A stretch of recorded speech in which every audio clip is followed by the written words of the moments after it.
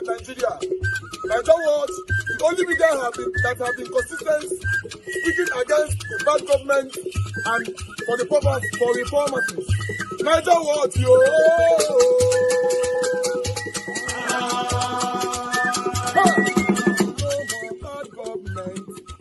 No more bad government. Nigeria what? No more bad government. Nigeria what? No more bad government. The only media that have been speaking. No more bad government. The voice of the voiceless.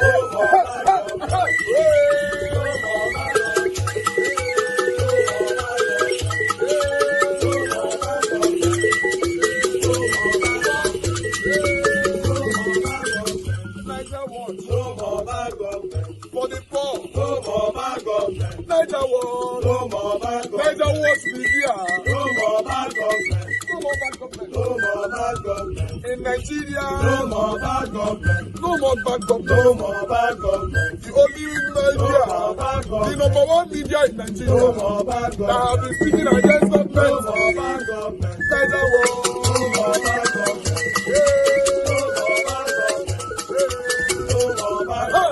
Niger what, yo? The voice of the voiceless. The voice of the voiceless.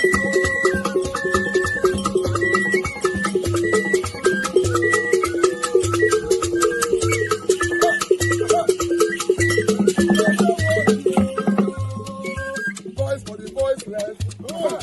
Voice for the voiceless. Niger what? Voice for the voiceless. Niger watch media. Voice for the only media that coming back this week after 6 months suspension. But do you know what they have done to him in that 6 months? They don't turn him to SIM wey no get phone. They don't turn him to carcass house wey fine outside, but inside nothing dey. They don't turn SIM Fubara to multivitamin wey no get vitamin. He's coming back now. They've installed local government chairman. They've empowered his bully House of Assembly to bully more. He's just coming back with a pen that cannot sign nothing. Waiting Nigeria politician no fit do, no exist. That 6 months, they don't use that 6 months. Comot the mudu. With the Fubara, they don't come out the intestine, the heart.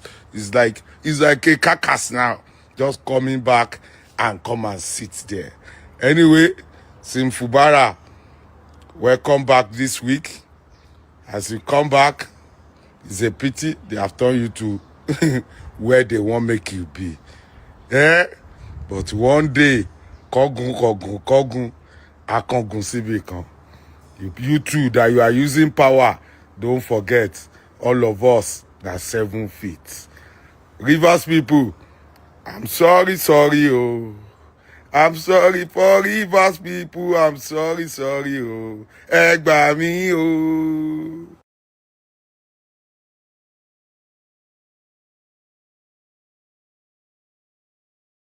Nigeria is damaged, irreparably damaged, and it cannot be fixed. I will not mince words.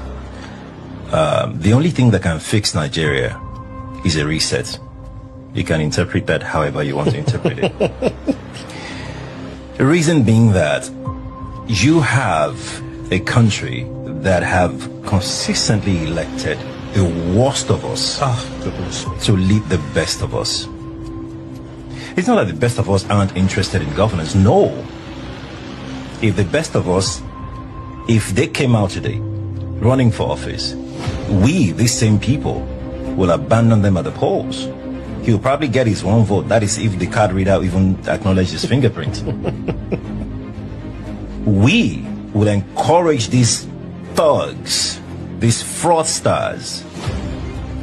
We sing their praises. We chant their names. We forget that these people don't have your best interest at heart whatsoever. You see, one good thing about breeding a monster is that at the infant stage, where you are nurturing it, you will never know that you're going to end up being consumed by that same monster. That's the good thing about it. So for those of you that supported this APC government, that supported Bola Ahmed Tinubu and his team to rig themselves successfully to power and nothing happen, we are all in it together, aren't we? As it is set now, all of us we go feel them. You share they see this news. Will you be exempted? When they started this their tax reform bill, Nigerians were so dormant not to even give it attention. Even when those of us raised alarm about it, some talk it down that it mean well for the country. Now they've passed it into law. Many people are still thinking it's a movie. How is it going to work? Some say it will not work. Normal level. You see this, they just announced now. You see what they just announced. They say from January 2026, you cannot own a bank account, open a bank account, or do bank transactions without your tax identification number. So every Nigerian citizen now, as long as you operate a bank account, must first of all go and get your TIN, your tax identification number, which will be linked to your bank account. So the tax collector, the man who is a specialist in collecting tax, is leaving no stone unturned. He's laying all the foundation to collect his tax. It doesn't matter where you get money, as long as there is money in your account, and at the end of the year, your account has received up to 800,000 naira, you will let 20% of it go. Be playing. We have been playing and we are still playing. Nigerians don't react to torment. This is torment. Imagine a government that is so unproductive, that has not been able to create job, but has been taxing the people by all means. Bola Ahmed Tinubu have not created one job. There will be no job opportunity, no atmosphere for self-employment, like creating that enabling environment, maybe making the electricity stable and affordable. Then there will be good road for farmers to be able to transport their product, and then let insecurity be taken care of so that farmer can freely farm. None of this government has achieved, and you are collecting tax from people you have not empowered. Civil servants, increasing salary to 70,000 minimum wage was a problem. Even when they finally announced it, I doubt if all have been fully implemented till now. Now you are taxing somebody whose salary is 70,000. At the end of the year, they are going to pay more than they earn. So I don't have a problem with this, because it's not something that will affect just me. It will affect us all. Those that support, those that we are against. We will all learn, and we are learning the hard way, right? You think Nigeria is hard now? Nigeria is not hard yet. You wait for us from January. By the time 2026, past middle down to the ending, you will know what hard life means. Somebody that is not giving you anything want to take so much from you. I don't think what has happened in Nepal is up to this. And you see our people abroad. You all work abroad. You do everything there to survive. Inside cold, inside snow, inside the hot sun, depending on the season. And you send money to your Nigeria account. Bola Ahmed Tinubu, who have gave you nothing, who contributed to the bad governance that made you escape to that route, is waiting to take 20% of that your money you are suffering from. After paying tax abroad, the one you sent home, you also pay tax. So for those of you that are there, that have supported evil, that are still supporting evil, be ready. Be very, very ready. And you that is a tribal bigot, the Yoruba man that tribe has eaten up the brain in his head, I hope you will not be affected with this. And as for you, religious bigot, the Muslim man that was happy for a Muslim ticket, I hope you will not be affected by this. And the APC faithful and APC loyalist, now we dey power, any I be till 2027, I be till 2031. I hope you will not be affected with this. If you will be affected, then it not go better for you. It not go better for you. What nonsense is this? You just taxing people, you are not giving anything in return. Nigeria have crude oil. Nigeria have all the resources, the IGRO. Or Nigeria generate revenue by all means. What has these people been able to do with it? What significant thing can the ordinary Nigerian say they have gotten from this government of APC since May 29, 2023? Nothing. And tax is the only thing you can just come up with. Tax. When he said we will widen the tax net, reduce the purchasing power of the people. Many people think he was joking. He has indeed widened the tax net, and the people can no longer purchase anything. You can imagine. There was never a room, there was never a plan for employment, empowerment, nothing. And you think what is happening in Nepal is as bad as this? What triggered the people in Nepal? It's not as bad as this, oh. Nigerians, it's all right. Share with the Nigerian. No wahala now. January now, you will all start paying tax, whether you are employed or not. If I dash you money, you pay tax from it. They don't want anybody to be rich. They don't want you to have in your bank account up to 800,000. Because I'm aware that if you earn below 800,000 in Nigeria, you will not pay tax. That is, they want you all to be very poor. They want you on a poverty shirt. Why they live in affluence? The oil money, the tax they are collecting before, what are they doing with it? They are using it to buy house abroad, wasting it. The president keeps flying abroad every minute, using our tax, hard-earned resources. Wike is buying houses there, here and there. All the ministers, all the senators are lavishing our money. President Bola Ahmed Tinubu, Senate President Godswill Akpabio, and the Speaker of the House of Rep, Honorable Abbas Tajudeen. What has Nigeria done to deserve all this? Taxing Nigerians is the only thing you guys have to offer. You can't give these people anything in return. You increase fuel anyhow. You advise people to go to gas. Now, we learn that you've also increased that gas. Waiting Nigerians do now. In as much as so many Nigerians deserve this, but not all of us actually deserve this torture. But in any case, we are waiting for 2027. Let's see if Nigerians will say enough is enough. If they say right on, then it's okay. We will be in it together. My point, whatever you think, let me know your thoughts and opinion. Share this video and see you again in my next video. This is the worst. Hello and welcome. My name is Magnus Oraka, and this is Woto Woto TV. Something is happening in Nepal, and Nigerians should learn a lot from it. Now, the youths in Nepal felt their government have gone a step too further in their corruption, and therefore took to the street to demand an outright change in everything. Now, it all started when the government decided to, ban social media. I mean, majority of the social media handles in Nepal, and the youths, took to the street, and then, government now said, okay, we'll restore it, but they said no. Then it metamorphosed into the outright demand that government should be disbanded. There is something I want Nigerians to learn from here. You see, Nigeria would have been a revolution long before now. The only thing that is just delaying this revolution is this religion and tribalism. I'm telling you, the only thing that is delaying it is religion and tribalism. But something again is fast forwarding it, pushing it to happen sooner than later, and that's hunger. Look, there's a limit to which hunger can be endured. Why? Because hunger does not understand religion. Hunger does not understand tribe. You cannot speak to hunger. Hunger, I command you to stop. Or because you are a Yoruba man, you feel hunger less than an Igbo man who is hungry. Hunger is hunger anywhere. Now, but the most thing that will catapult a revolution in this country faster, is the fact that the population of the youths is growing so much, and the old ones who are supposed to retire are refusing to retire, preventing the youths from getting jobs. The youth population is increasing so much without employment. And don't forget that the demands of the youths, the expectations of the youths are more. It's not like my time where if I get just one small jeans and one small t-shirt, it's okay, or one pair of shoes, okay. Now, these youths want to drive the best cars, wear the best clothes, the most expensive wristwatches. Big necklace worth millions, big amount.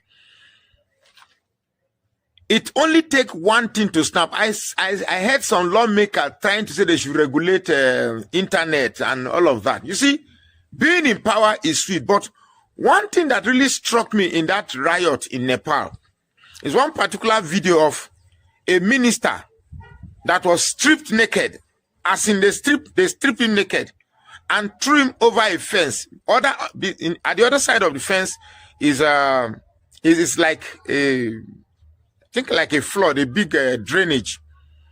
They threw him with his woody, completely naked. They had to fly the president with a helicopter out of his house, and his house was raised down. Now, I'm not a proponent of violence. I am not. But you see, and I will also not discourage violence when it is necessary. Because the only reason why politicians keep doing what they are doing is the belief that there are no consequences. When every politician believes they do what they are doing and I'm telling you that, let me not name names.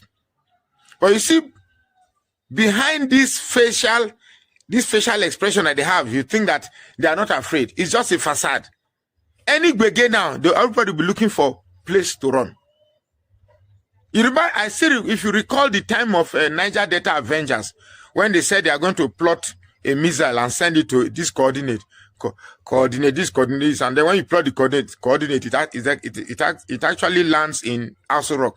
On that very particular day, Osibanjo travel, Buhari travel, everybody in Aso Rock travel. So there's nobody that is more afraid like the politician. The only reason why they are not afraid is because we are busy quarreling among ourselves on base of religion. And there are people that will definitely quarrel. Their job is to quarrel. Somebody will watch this video now and abuse me, foolish man, this man. Because you are, anybody supporting Tinubu, it is either because you are a Muslim or because you are a Yoruba man. If you watch the comments of this video now, those that will come against video will be Yoruba people, because anything against Tinubu is because you feel, for some reason, you feel that your tribe is under attack because Tinubu represents Yoruba in your head. I don't care where Tinubu comes from. I would have said the same thing if Tinubu was an Igbo man, if he was a Fulani man or a Hausa man, any tribe I would have said it. But look, the government of today is pushing the youth. The government of the day is pushing the envelope. And I'm telling you that there's just so little that today's youth will endure. The Nepal incidents might just erupt. It's just a catalyst, just short of a catalyst, that the youths need to go on rampage. Millions, hundreds of thousands of graduates every day, no job. Hundreds of youths, no employment, no self-employment, no government employment. And then you have police harassing people police harassing people on the street, no good hospitals, no corruption. Imagine your president going to tell the world that he has stopped corruption. Well, it is just a pity. I just said I should drop this one, that Nigerians should beware that we are not far away from Nepal. My name is Magnus Saraka. Please follow this page and share this post now. I visited the most disgusting looking primary health center that the Lagos state government provided for newborns and children to take immunizations and vaccines. This is it.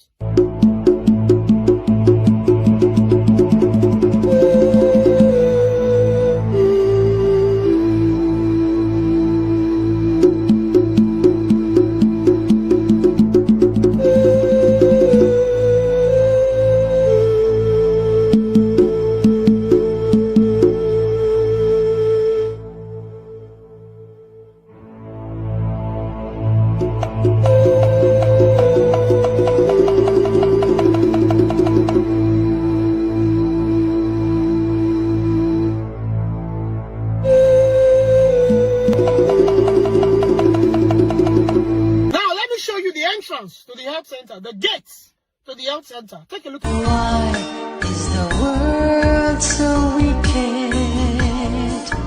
Why is the heart so evil? What can she do? Where will she go?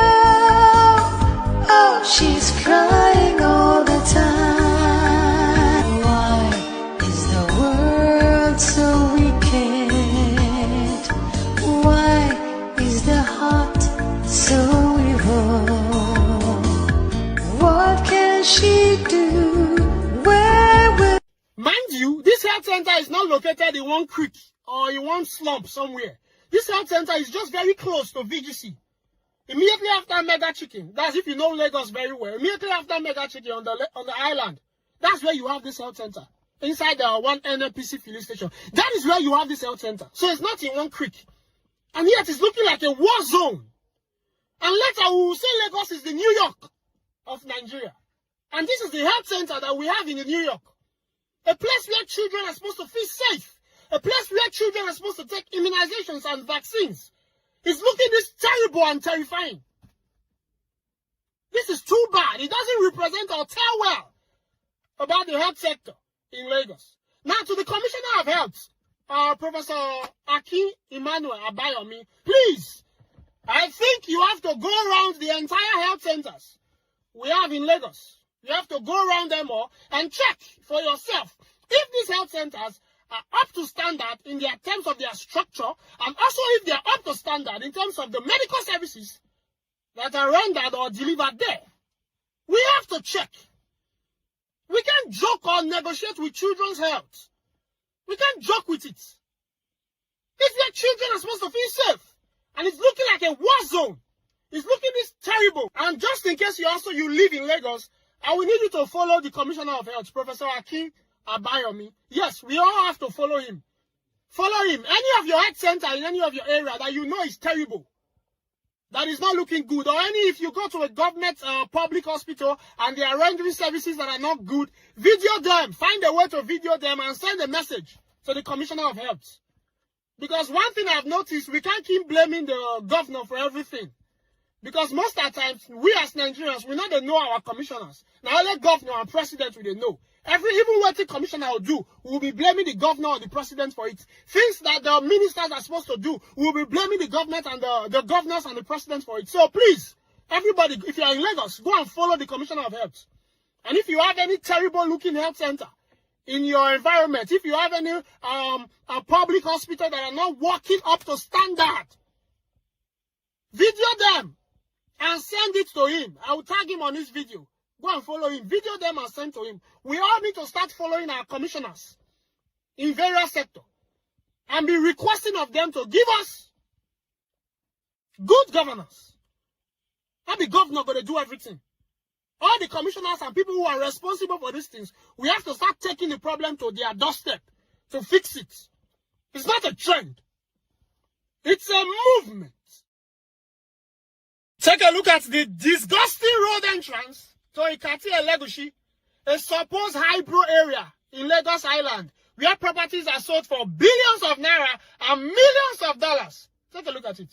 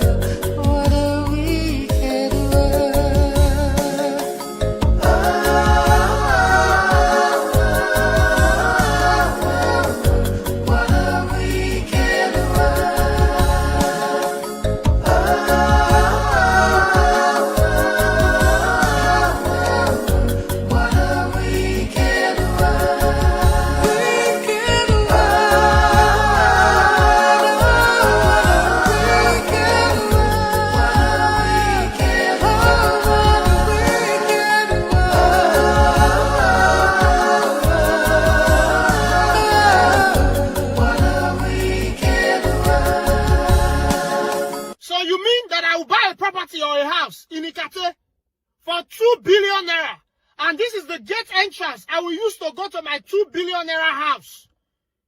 We are insane in this country. If we see this kind of things as normal, then we are all insane in this country. And if you see this as tribalism, then you are more than insane. Honestly, sometimes I wish we could go back to the days of Governor Fashola, when Lagos was clean, when there was environmental sanitation and environmental awareness in Lagos. Now, to the governor of Lagos State, Governor Sanwo-Olu, with all due respect, sir, Lagos has been very dirty under your watch. Your government has paid little or no priorities when it comes to environmental sanitation and environmental cleanliness. You've paid little or no priority to it. You build and don't maintain. You build and build, but you don't maintain. And even the structures and infrastructures that the past government built for you, you also did not maintain. Look at the Oshodi terminal. No maintenance. You build, but you don't maintain. Now to the Commissioner of Environment, Honorable Tokumba Wahab. Whether you accept it or not, you only started working a few months ago. Prior to that time, you were not doing so much of a hard work. So right now, you have a lot of backlogs to do. So please, sir, to the Commissioner of Environment, Honorable Tokumba Wahab, you have to double up. We need the environment of Lagos to be clean and spotless. We need petty traders off our roadworks and sidewalks. People don't know if you walk out for roadside again. Because all the roadside in Lagos are now occupied by petty traders. All our beautiful roads are now occupied by hawkers. Ruining our greeneries, ruining our roads. Distorting the beauty of the environment. We need a clean Lagos. We need Lagos to be clean and spotless. So please, to the Commissioner of Environment, Honorable Tokumba Wahab, we are ready to support you. We need the state to be clean. We need our roadside to be free of petty traders. We need our gutters to be smooth, clean, and neat. It's not a trend. It's a movement. All right, my people. We don't come again today. Today is Monday, 15 September 2025. Now, God, I will bless you now, my people. I appreciate every one of you right there with us today. Happy New Week to every one of you. Mother of all Mommy Diaspora, good evening to you, Mommy. Thank you very much for all that you do. I appreciate you always. Abu Azi, thank you very much, my brother. I appreciate you. Thanks for all that you do. Appreciate every one of you right there. Manda Peggy Modi, I can see you. Ima, Mike Akambari, Tony Africa, Dave Z, Mr. Johnson Emmanuel, can see you all. Thank you for your time with us. Just press on the like, help us to share. Madam Amin Bright, I can see you right there. Arinze TV, thank you. Good evening to you all. Patty Solomon in the building. Shuko Amaka in the building. Thank you, my people. Do your part. Press on the like so that our voices can go far. And for my panelists, you can join us now. And for callers, you can start calling in now after my monologue. A link have been reposted. I appreciate every one of you right there. Patricia Nofema, I can see you right there. Thank you very much for joining us today. Good evening to you. And we have more people there. Timmy DB is with us right there. I appreciate you all. I appreciate you. I don't know that if you call all the names, because many of them don't comment, not be small. Christian CXL, thank you very much. I appreciate you. Thank you, my wonderful people. Madam Sue Berry, thank you very much, man. I appreciate you. Discussion Channel TV, thank you, my brother. I appreciate you. Thank you, you all. Okay, in case I don't mention your name, it's not intentional. Just understand that I can't mention all names. We need to move on right now. Says more. I cite you, Willie, I cite you. Lucy Eno, thank you. Kate Omari say thank you. I appreciate all my people. I'm gonna bless now. Tony South in the building today. Thank you. All right, I would like us to just move on right now, my people. And I'm gonna bless you now. Okay, before I always have one or two things to say, I have Black Panther already on the phone. My brother, thank you very much. Good evening to you. Talk to us. My brother. Talk to me. You not see the boy, the one who did. You say?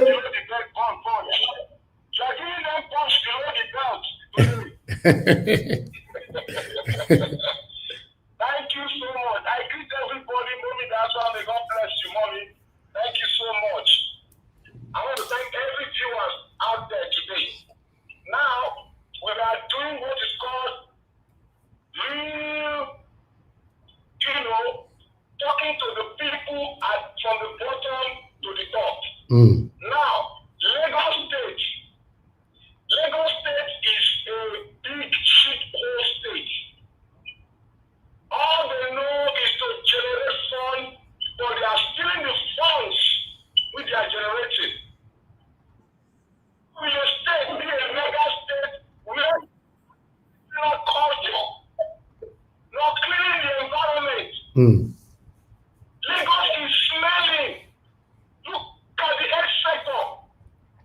They budget money for maintenance, they budget money for reconstruction, they eat it. The local government, they steal the basic problem of Nigeria. Let us be very factual.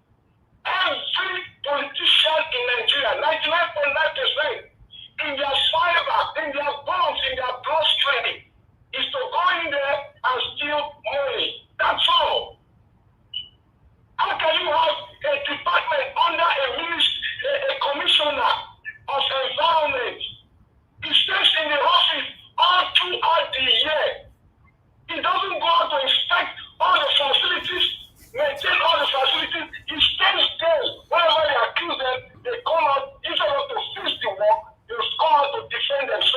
This one that they did, my father don't do today, so they will come out and defend themselves instead of them to pick the point and do what?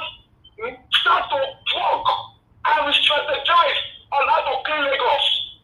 You need to put environmental cleaning in the hands of the private sector so that you can hold them responsible. Take it out of the hands of the local government. Put it in the hands of the private sector. They will start cleaning up Lagos very well. We don't need local government to do that because people are stealing the money. They don't do anything. All they know is to buy a Ashwebi every time in Lagos. And this is not only Lagos. This goes to all the look and corners of Nigeria. We don't have a maintenance culture. And Nigeria, I just pray that thing you spoke here, that every corrupt person, if you are found corrupt, stealing the wealth of the nation, it should be lost in life jail or death penalty. That will strengthen us, that will make us work effectively and take our own thing and the federal thing as our own. We start maintaining our own thing. Not all these shenanigans are doing. Look at Lagos. You are buying a bungalow for 43 million naira. Look at the roads leading to bungalow. You are buying a house, 1 billion. Just look at the roads leading to it. Go to Lagos. The road leading to all this island, all these houses. Just go and look at it.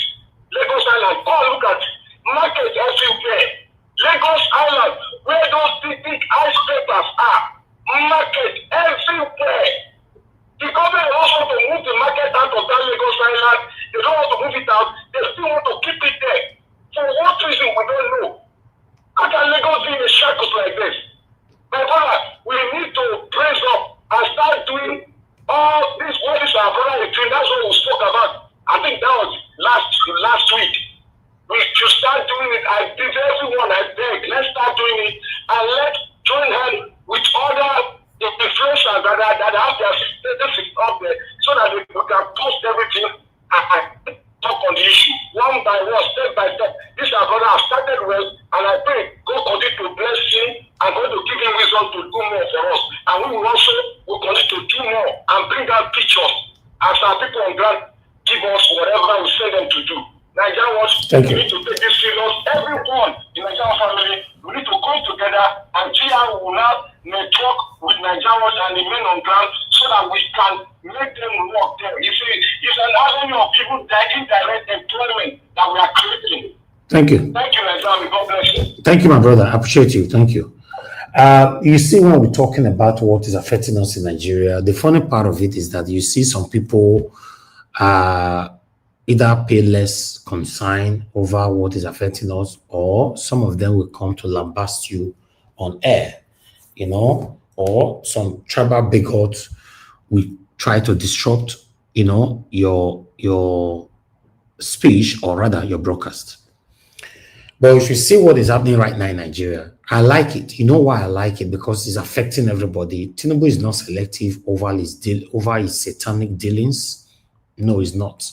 So throughout a satanic APC reign, they have not been selective. Everybody is collecting it the way it is. Let's come together to speak truth to power and call out this government to do the right thing. Some of you, we stepped on our tongue by saying no, like they recently paid some of you that are going from one platform to another to comment rubbish on the comment section, to disrupt and confuse some gullible commenters on the comment section. It's very unfortunate that Nigeria is like this, but the best me myself can do is what I'm doing now. To be honest, it's the best I can do. I know a lot of people that have platform that is bigger than mine. They don't use their platform to talk about politics. In fact, I have personal communication with some of them. When you just talk about it, say, why they talk about this kind of thing? I beg you, because I mean, concern Nigeria matter, what would they talk about them? Many of them are not, they are not interested. It's very unfortunate that we find ourselves where we are today. You know, do you also aware that some people now, I need to come back to that particular statement. I hope I will not forget. Thank you. Thank you, my brother. For your job, Good evening to you, sir. Talk to us. Oh yeah, how far? On yourself, Tanya. Thank you. So yeah, so I say I beg. Oh, don't forget politics. Go play on barrister Dality music. Anything from him, sir. Anything at all. If you play and listen, you get 1,000 likes today. That's what I just want to tell you. Which one be music again? I never hear music before barrister Dality. You will not pass music. In pass music now. That barrister Dality. Anything from him at all. You know, say I don't plan this morning. I don't plan already for this broadcast now. Now we just start now. Barrister Dality. I told them, I was so sad when the program began, but when the guy started to speak, I mean, it just make my echo loho. Now I don't feel like eating now. I said, could be just the place, anything at all. For the guy not Korean guy, not Korean bobo be that. If they talk am I be. He didn't know, man. He don't talk how he be. You know what who would get auto. Exactly. He did step on toes. He did step on toes, yes. Yes. Yes.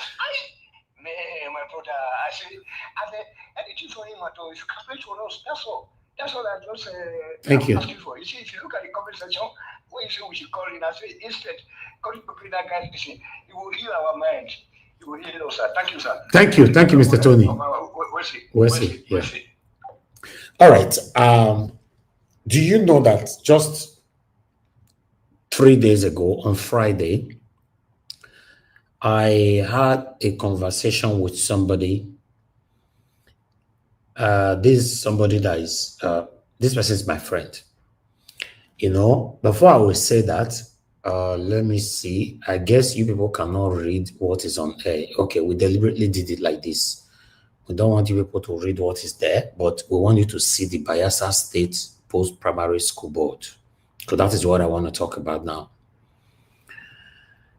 Do you know that in Nigeria, people get job and be getting paid, and they are not actually present for the job?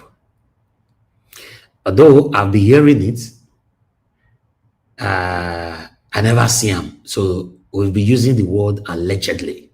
But this one not allegedly, because I was shocked when this my friend did a video call with me and sent me this thing that he lives in Lagos, but he already got a job in Bayelsa.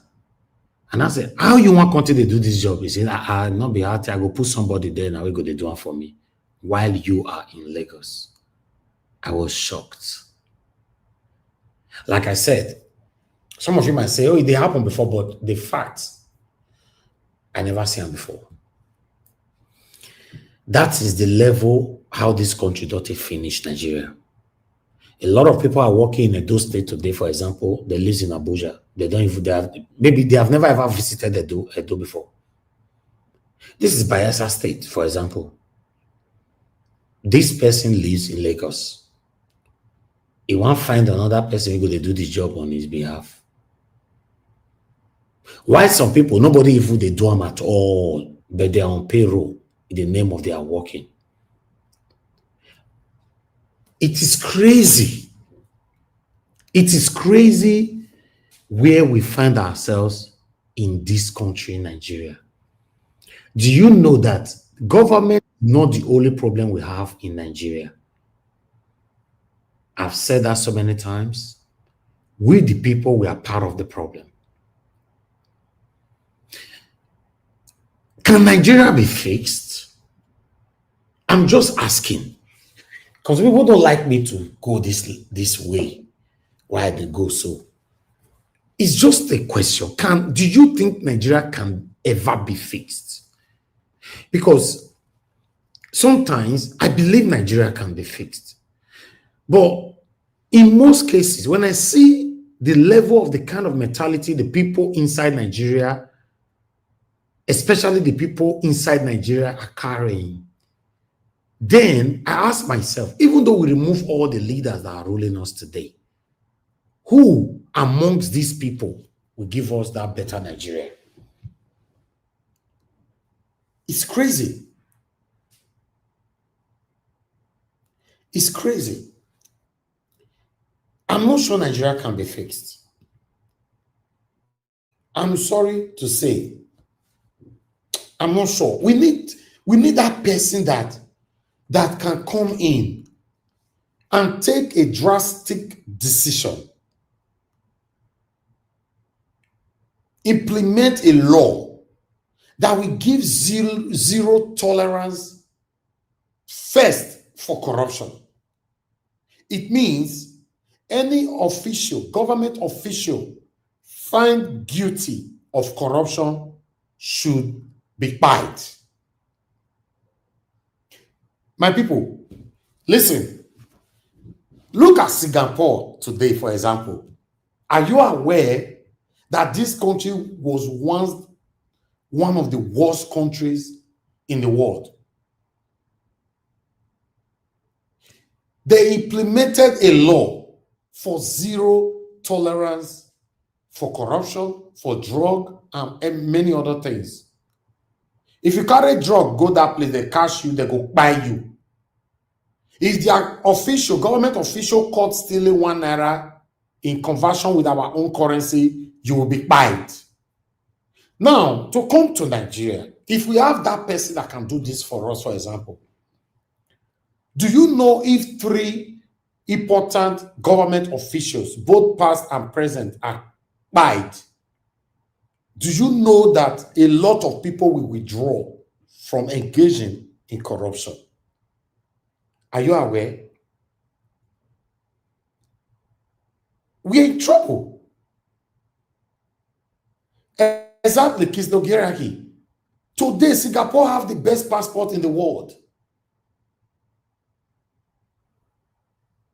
Nigeria can never be fixed if any leader that is coming in one way or the other want to rub mind with the same people that have captured Nigeria. And I also strongly believe that we have so much respect, honor, according to our culture, tradition, or whatever you call it, for our elders, traditional rulers, religious leaders, and so on. I think it's too much. Yes, these people, lots of them have gotten carried away by this honor, continuous respect, worshiping them. Normally, a lot of power needs to drastically reduce. We need somebody that will come in, for example, come into power, and the person will say, because I'm saying this, I don't know who is listening to me, and they give you expo right now. Oh, somebody they call. All right, good evening to you. Your name and where you calling us from? Good evening, Mr. Niger Watch. Yes, sir. God bless you. Thank you, sir. God bless you. Bless your platform. I greet you. I greet members of your platform, and I greet your mommy. Thank you, sir. Mommy Diaspora. Amen. If she's there listening, may God bless you, ma. Mr. Niger Watch. Yes, sir. I can hear you lamenting over it looks as if Nigeria cannot be fixed. Yes, under the present condition, nobody will say anything contrary to what you are saying. But do you know what? If you give me just a few minutes, with genuineness and sincerity of purpose, Nigeria is workable. Nigeria's got messed up right from the mid-60s. The war fought and ended. From that moment, the people who wanted to take authority over Nigeria started spinning all sorts of lies just to destroy it.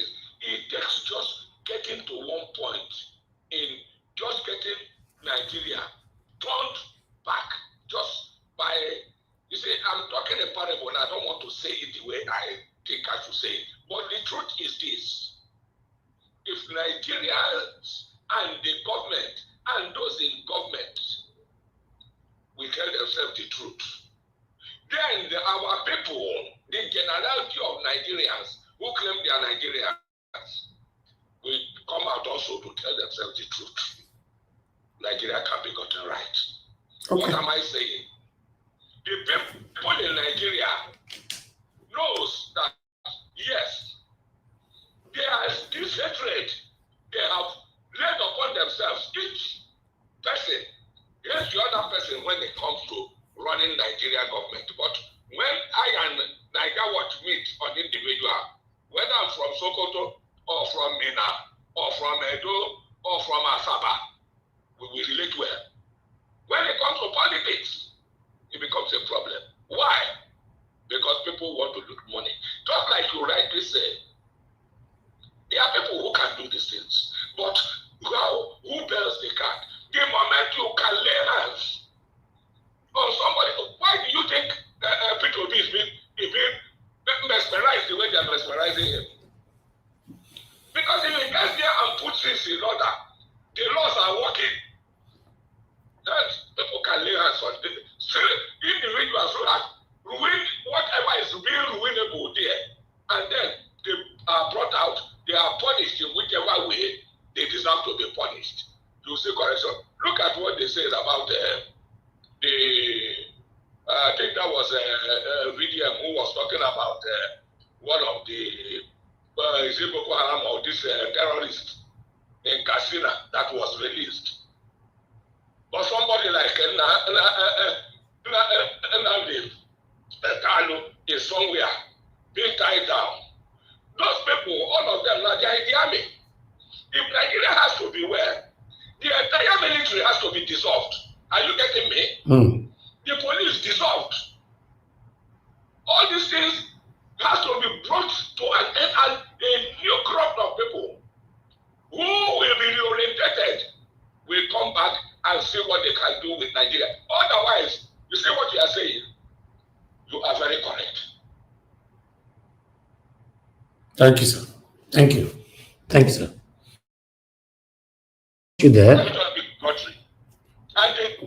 Okay, so you look at are what back. Tinubu for who he is, not a Yoruba man. God bless you, Nigeria.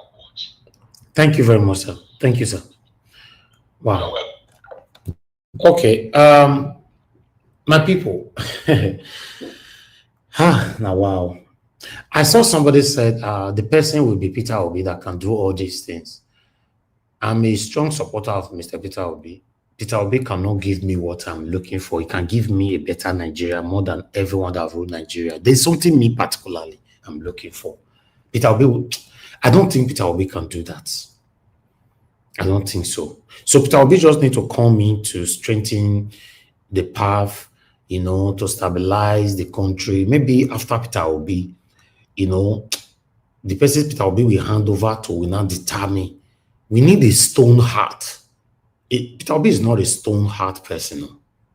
Peter Obi is not a stone heart person.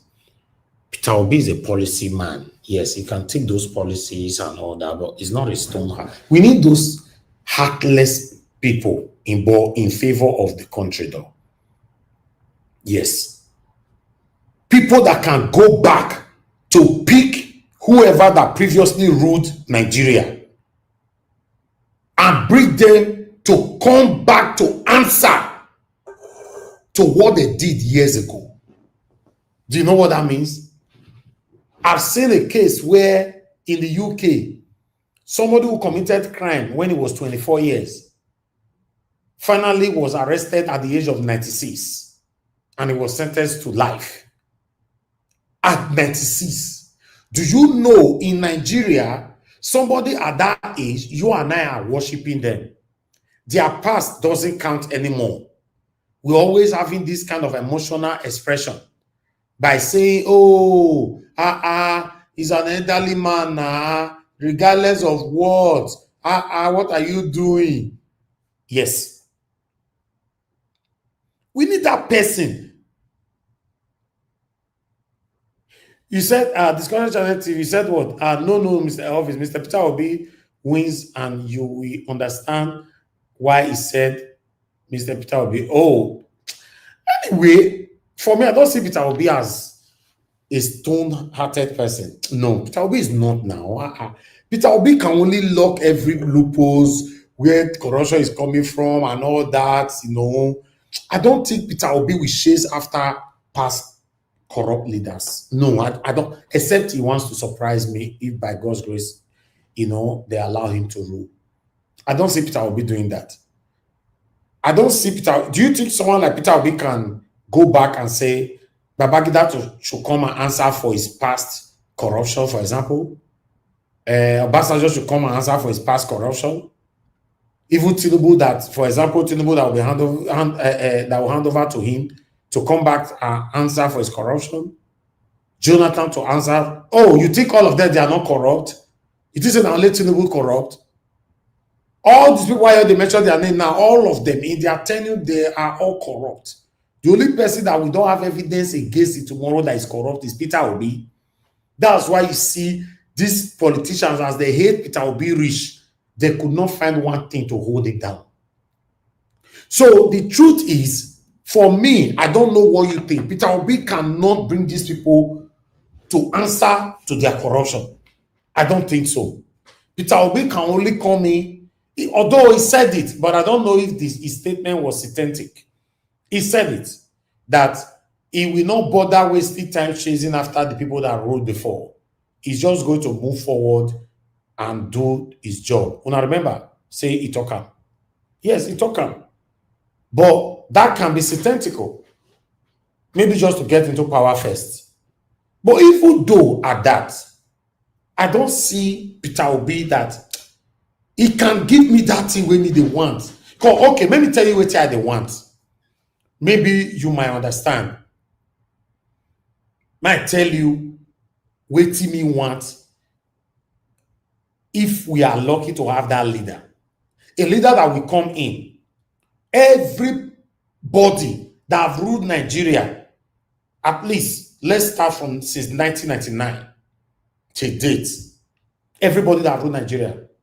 It doesn't mean as a president alone. President, governors, senators, reps, commissioner, local government chairman, all down to councillor. Everybody in the past till present, all of them will be brought back to answer for their corruption. Do you get? Because listen, you can't steal billions. And people will say, it's okay, let's move on. Move on to where? How? Move on as how?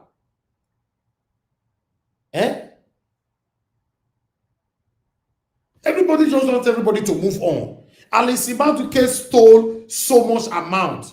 Till today, she hid from London. James Ibori Ojibole stole so much amount. Ex-convicts. Till today, people are worshiping him in Nigeria. Buhari time. Oh God. Come on, guys. Guys, my wish is for Peter Obi to become my president, to start from somewhere. But that person, that leader, that decisive leadership, like they did in Singapore, it will be difficult for us to see it yet. Zero tolerance for corruption.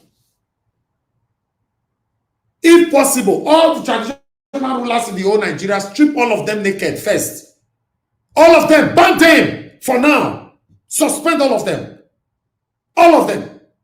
I repeat, capital letter. All of them. Suspend all of them. All the religious leaders. All of them. Ban church for the next 15 years. 15 years. After 15 years, we will review if we still need church in Nigeria. Not be church that they build country. In case you are not aware, our religious leaders want the country to remain like this so that the people can continue to run to them for help. Yes, all these religious people now will not be angry with me. But it's the truth. I'm a Christian, but I'm not a stupid one. Suspended them all. If you are past governor, you are traced with corruption, you will be executed. If you are past president, you are traced with corruption, you will be executed. To be honest, let's say the talk, so it's like I'm becoming too harsh, but normally that's how it's supposed to be. That's the only way. You will get comment section now. You yourself, nobody will tell you to do something right anymore. You will get sense. You will get sense. You will get sense.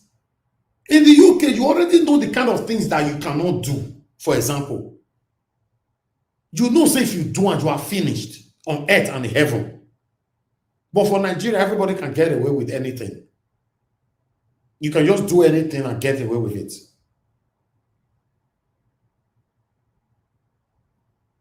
If you are caught with anything bad, the highest bidder, they release you, you go.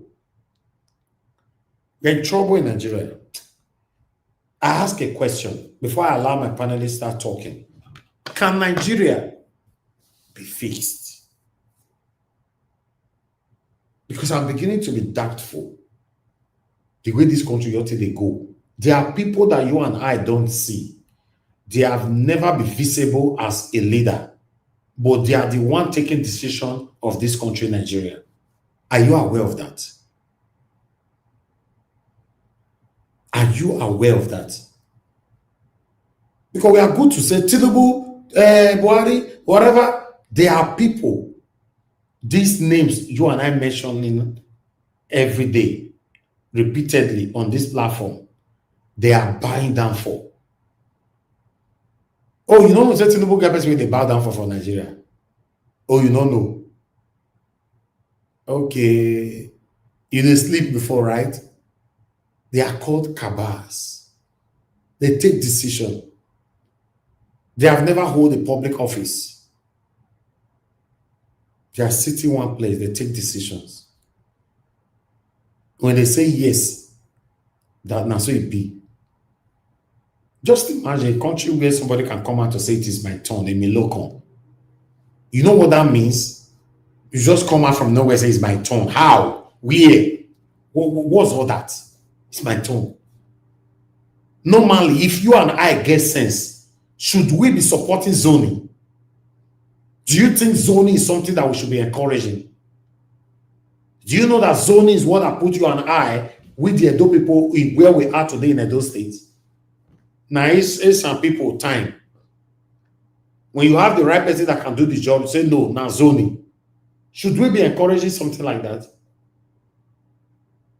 A country where religious leaders are selective when they need to speak and when they don't need to speak. When the country is decaying. A country where traditional rulers are traveling from their own state almost every weekend to Abuja. Traditional rulers travel to Abuja. Are you aware of that? We're in trouble. A big trouble. A country where the youth who scream every day on air, the day they will pay money to his account, they become deaf and dumb. You now be calling them and say, actually, I just did busy. I don't feel, oh God. And the funny part of it is that we don't value ourselves. So we don't value ourselves. The little, the few that we have, we don't value ourselves. Almost everybody have been bought. Almost everybody. I'm so grateful to God that I'm the kind of person that I am. I'm so grateful to God that by special grace of Almighty God, I'm not hungry. I'm grateful to God that I'm a contented human being. Just imagine someone like me being bought.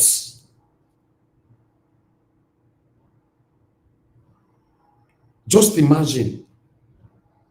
With all that I've, proclaimed, said repeatedly on this platform, they will not just switch. Because I don't know how people, they put their car for reverse like that. I'll just switch. Now start telling you, my brother, not be so, say, no. Do some of us have a heart? Listen, guys, you can be successful in life. You go sweet like Deji. Exactly. Like just switch like Deji. Although I don't know if Deji have ever been a good person though, to be honest. I don't know. And I even know say he Just get imagine, murder case for him head. just imagine. Listen, like I've said before, my people, you can be successful in life. I'm repeating it again without not engaging in any wrongdoings. I am a testimony. You don't have to. You don't have to. If you are a human being, you are listening to my voice, you've seen me one way or other, directly or indirectly, engaging in anything that is wrongdoing all my life. I'm saying this on air. Expose me or God punish you. It's impossible. Why do people believe the only way you can be successful is to engage in criminality, in Yahoism, in corruption? That is why Nigeria is decaying. Because a lot of people don't believe anymore you can be successful except you engage in criminality. They have put it to my face so many times. In fact, I was invited for some wonderful meeting, in Ikoyi this Saturday. Yes, somebody actually met me there on our way living and all that. Boss, I beg, just show me way. I can do anything. Show me way. Just imagine. Just imagine that statement. I can do anything. Show me way. Which way I want to show you? Which way?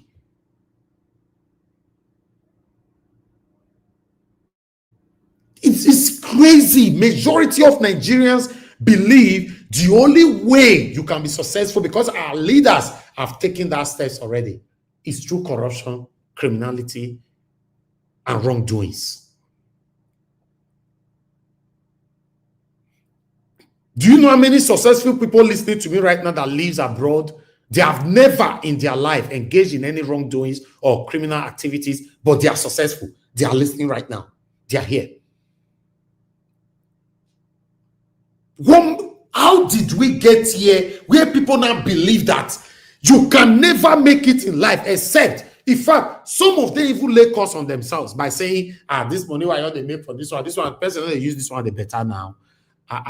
We all they use until they survive, person not use them better. You just laid curse on yourself. Some of my workers have advised so many of them. You just ask them, bros, our salary, they reach out to you anywhere, now just to manage life, and all that, blah, blah, blah. I say you are laying cost on yourself. Some people can earn 100,000 naira, they will still save at least 30,000 naira from it. You have to be disciplined. You have to be prudent in your spending. If you know, so you never reach that level you craved to attain. It's just crazy. The problem is huge. If Tinubu come up for that office today, one young person take after Tinubu, the person will steal more than Tinubu. I'm telling you. Look my Edo now. 80% of my Edo front runners are all be captured. Many of them who spoke heavily against Obaseki are now silenced. What are you going to tell me? They have been captured. Many. They are not silent. I called one the other day. My brother, how far now? What did happen? We not hear from you. Nothing, because you be the Pope. Because although it's not someone who joined this platform, but it's part of Nigeria Watch. I said, you they post for your platform, you do this, you do that. What can happen? And my brother, say this is Bible matter. We all the observe. You still observe Bible matter for 10 months or almost 1 year enough. You still the observe, okay? You might be listening now. Maybe I might offend you now, but it no concern me. What do you observe? You're the observer. More look I go be. More look I go. I supported Obaseki return back to office in second term, 100%, like I'm doing for Peter Obi. Immediately Obaseki was sworn in, I was the first media who started checkmating Obaseki. If we need to be truthful to ourselves, the only opposition Obaseki was having in those State was Najawash throughout his last tenure. Go find out, do your research. Do your research. You know how many people who visited Obaseki were giving them $5,000? How the content they find themselves on social media. I brought some of them here for interview. Say, they give Obaseki give us $5,000. Then they try me to take for inside my own $5,000. We interview a lady here on air. The video is still on Najawash. Una don't hear am say government, any government don't buy me water before. Una don't hear am before. Because I'm not open to it. I've been approached. I've always declined. I've been called just for a meeting. A prominent person that you and I respect so much. I've invited me to his house in Ikoyi. I rejected. But stylishly, I did not say, hey, pa, no, I know they come. No. Surely, sir. Yes, sir. I shall be there. I shall be there. I not go. Because if you see me take picture of one of them, and you have a different kind of view already against me. Apart from you, we have to think. Because my parents have always let me know that what you do when nobody is watching you is where your blessings comes from more. By doing what is right, but nobody is watching you. Not when people are here, like you people there here now, just by the pretend they say all this, Simona for no side the better person. No. That's not where you get your blessings. Your sincerity when you are alone, you are taking decision and you are there alone, nobody is watching you. That is where your blessings is being activated. It's crazy. I will round up here by saying, can Nigeria ever be rescued? Anybody that will going to be giving their submission today, I want you to at least talk on those areas. God bless you all. Good morning, good afternoon, good evening to every one of you. I'd like us to start talking right now. I'll start with the first person on the panel, which is Mr. Alabo. Mr. Alabo, it's good to have you on the show. Good evening to you, sir. Talk to us. Thank you, Mr. Najawash. Good evening, sir, for what you do. Thank you for being kind. I can see your passion, your love for your country. If we have people like you, like, let's say, 20 million out of 200 or something million people, at least, I don't think we will be where we are today. We just need this kind of conversation, this kind of heart, so we can move our country forward. Sometimes, because of our religious background, and some people who are fanatic just believe you don't speak like that. But Nigeria is finished. Our country is finished. We are really behind. This set of people, the criminal structure, they have kicked people away at the corridor of power.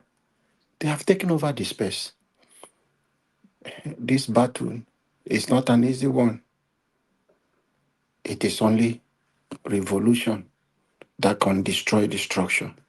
If we say we want to take it step by step, before you destroy this criminal structure, just like I said before, if President Tinubu succeed again in 2027, it will take Nigeria 50 years or more to destroy his structure. Look at what is taking people. Even government in power could not kick him out of Lagos because of this structure they claim that Wike want to kill himself in Rivers State. Thank you, my brother, for what you are doing. Good evening, Nigerians. Good evening, everyone at the comment section. Good evening, our mommy diaspora. Good evening, the panelists.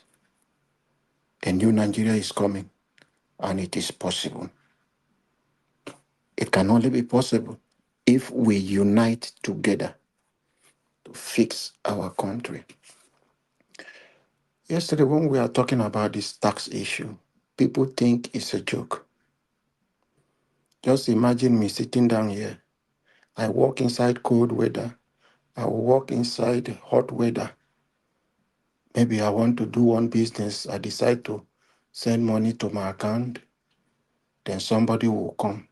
After the tax master here have taxed me, another one will now say, my own that I am sending. You will not tax. Not just that, as I am sending the money to the account, they are also removing money in every debit, in every transaction you make. The CBN is taxing. Every one of them is taxing. Bank is taxing. They are taking you money for your debit card that they gave you. They take you money to service it.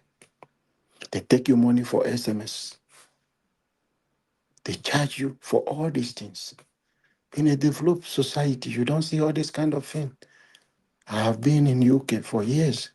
I have not seen anyone debit me. If my card, I suspect anything, they will even advise you, trash it, they send it to you immediately, a new one. Nobody is charging you for it. It's only in Nigeria, they tax you for everything. My anger is the resources we are exposed to in Nigeria.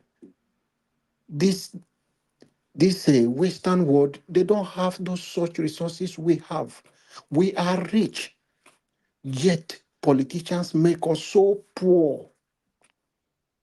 To an extent, we have to travel abroad, going to beg people for money. All they know is to borrow. And after you borrow, that same money you borrow, you move it back to the foreign account where you borrow the money from. The IMF will take it again. It will remain in UK bank. It will remain in their offshore account. It will remain in United States account, Switzerland. The same people you borrow the money for, you will steal the money and take it back. Their economy will be growing. Those banks will be using it for the business in those countries, building houses, selling for mortgage, while our country, people do not have house. While our country, people are suffering. Tonight, I have come to remind the leaders of Nigerians, the leader of Nigeria today. First, I want to start with the judiciary. Shame on the Nigeria judiciary. Shame on the Nigeria judiciary. Today is International Day of Democracy. In Rivers State, democracy is dead. President Tinubu and the judiciary, with Mr. Wike and the National Assembly, they have destroyed democracy in Rivers State. So the international organization, the human rights, everyone, I'm calling out all of you to know. I know you all of you know what is happening in Rivers State, but you turn a blind eye. When it comes to that, you say you don't interfere into what is happening, the sovereignty of a country. But when it happens to your own people, you can interfere and come in and tell Goodluck Jonathan, President Obama, threaten the Nigeria president when you want what you want to get. But when the citizens are suffering, you people will remain blind, will keep silent for Nigeria to continue to suffer. But I will tell you, the British government, the United States government, if Nigeria collapses today, you cannot control our migrants that will come into your country. You can't control it. Nigeria is too big. As you people are turning a blind eyes, all those your investment you think that you have that is making you to support what is wrong in our country. When the bad thing will happen, When the youth and the Gen Z Alpha will rise today and said, no, enough is enough. You can't control it. So don't wait for it to get to that extent because you know all the criminals. You know those people who steal money. Their children are in your country. They come to your country with cash to buy houses. You don't question them because you need the money. Nigeria is bleeding today. They destroyed democracy in Rivers State. A sitting president removed a sitting governor. The insecurity happening in Nigeria today is nothing to compare to what happened in Rivers State. Who is going to remove President Tinubu? Is it the incompetent National Assembly who joined forces together with the judiciary to destroy democracy in Rivers State? The Constitution of Nigeria was suspended. It's been suspended in my own state, Rivers State, where all the nonsense things begin to happen. Things that you cannot even interpret, you cannot even put it for people to say, okay, let's study and discuss this. You can't put it for discussion in any way. It's what is happening in my state. He removed a sitting governor. President Tinubu have not done anything close to the few days that the incompetent Fubara spent in office. What that person, we know the process that brought him was fraudulent. The same process that brought Tinubu was the same process that brought him. But what he has done in Rivers State those few days cannot be compared to anything President Tinubu has done. He has not done anything close to what that person has done. But he went against the majority wish of the Rivers people and removed a sitting governor.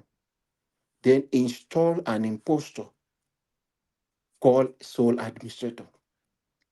Whatever thing a boss have worked, being a former naval staff and this thing, the one that is in charge of Navy, despite the oil bunkering they supervise and do, he has not made the money he made within these 6 months in Rivers State. That is why you can see him with his wife dancing in the church. Because for all their life, they have never seen that kind of money. They came to Rivers State to enrich themselves. Governance has been suspended in Rivers State. Throughout the state of Ibas, there was no tangible project in education, nothing. Is it human capital development? Nothing, is zero. Is it infrastructure? It did not do anything, but yet it spent money, over 3 billion, to install a CCTV in the government house. This is a society we find ourselves. The National Assembly, Godswill Akpabio and co. use a voice vote just to fulfill what President Tinubu want, and said they okay the state of emergency in Rivers State. There is something called the law of karma. Today is Rivers State. Tomorrow it might be Osun State. The next day it might be Edo State. The next day it might be Zamfara. So as you keep quiet, you are a National Assembly member, a House of Rep, a House of Senate, and you support this. You are a governor and you are in support of this. Tomorrow it will happen to you because you have set a precedent. You have set an example that people will come and take and continue from where you people stop. Don't blame anybody because the evil you support today will still work against you tomorrow. Today it's happening in Rivers State. They all sat down. The 11 PDP governors took this case since President Tinubu declared state of emergency in Rivers State. They took the case to Supreme Court and asked them if President Tinubu actually have the power to suspend a sitting governor. The same Supreme Court that do not take them up to 2 months to give a judgment to suspend and destroy River State. The same Supreme Court remains silent. They do not want to hear the case. Today, as I'm telling you, on the 18th of this month, if I am not mistaken, we'll make that 6 months of the suspension. Our Supreme Court judges, they have refused to hear that case because they know the implication that whatever thing they said is going to be a law.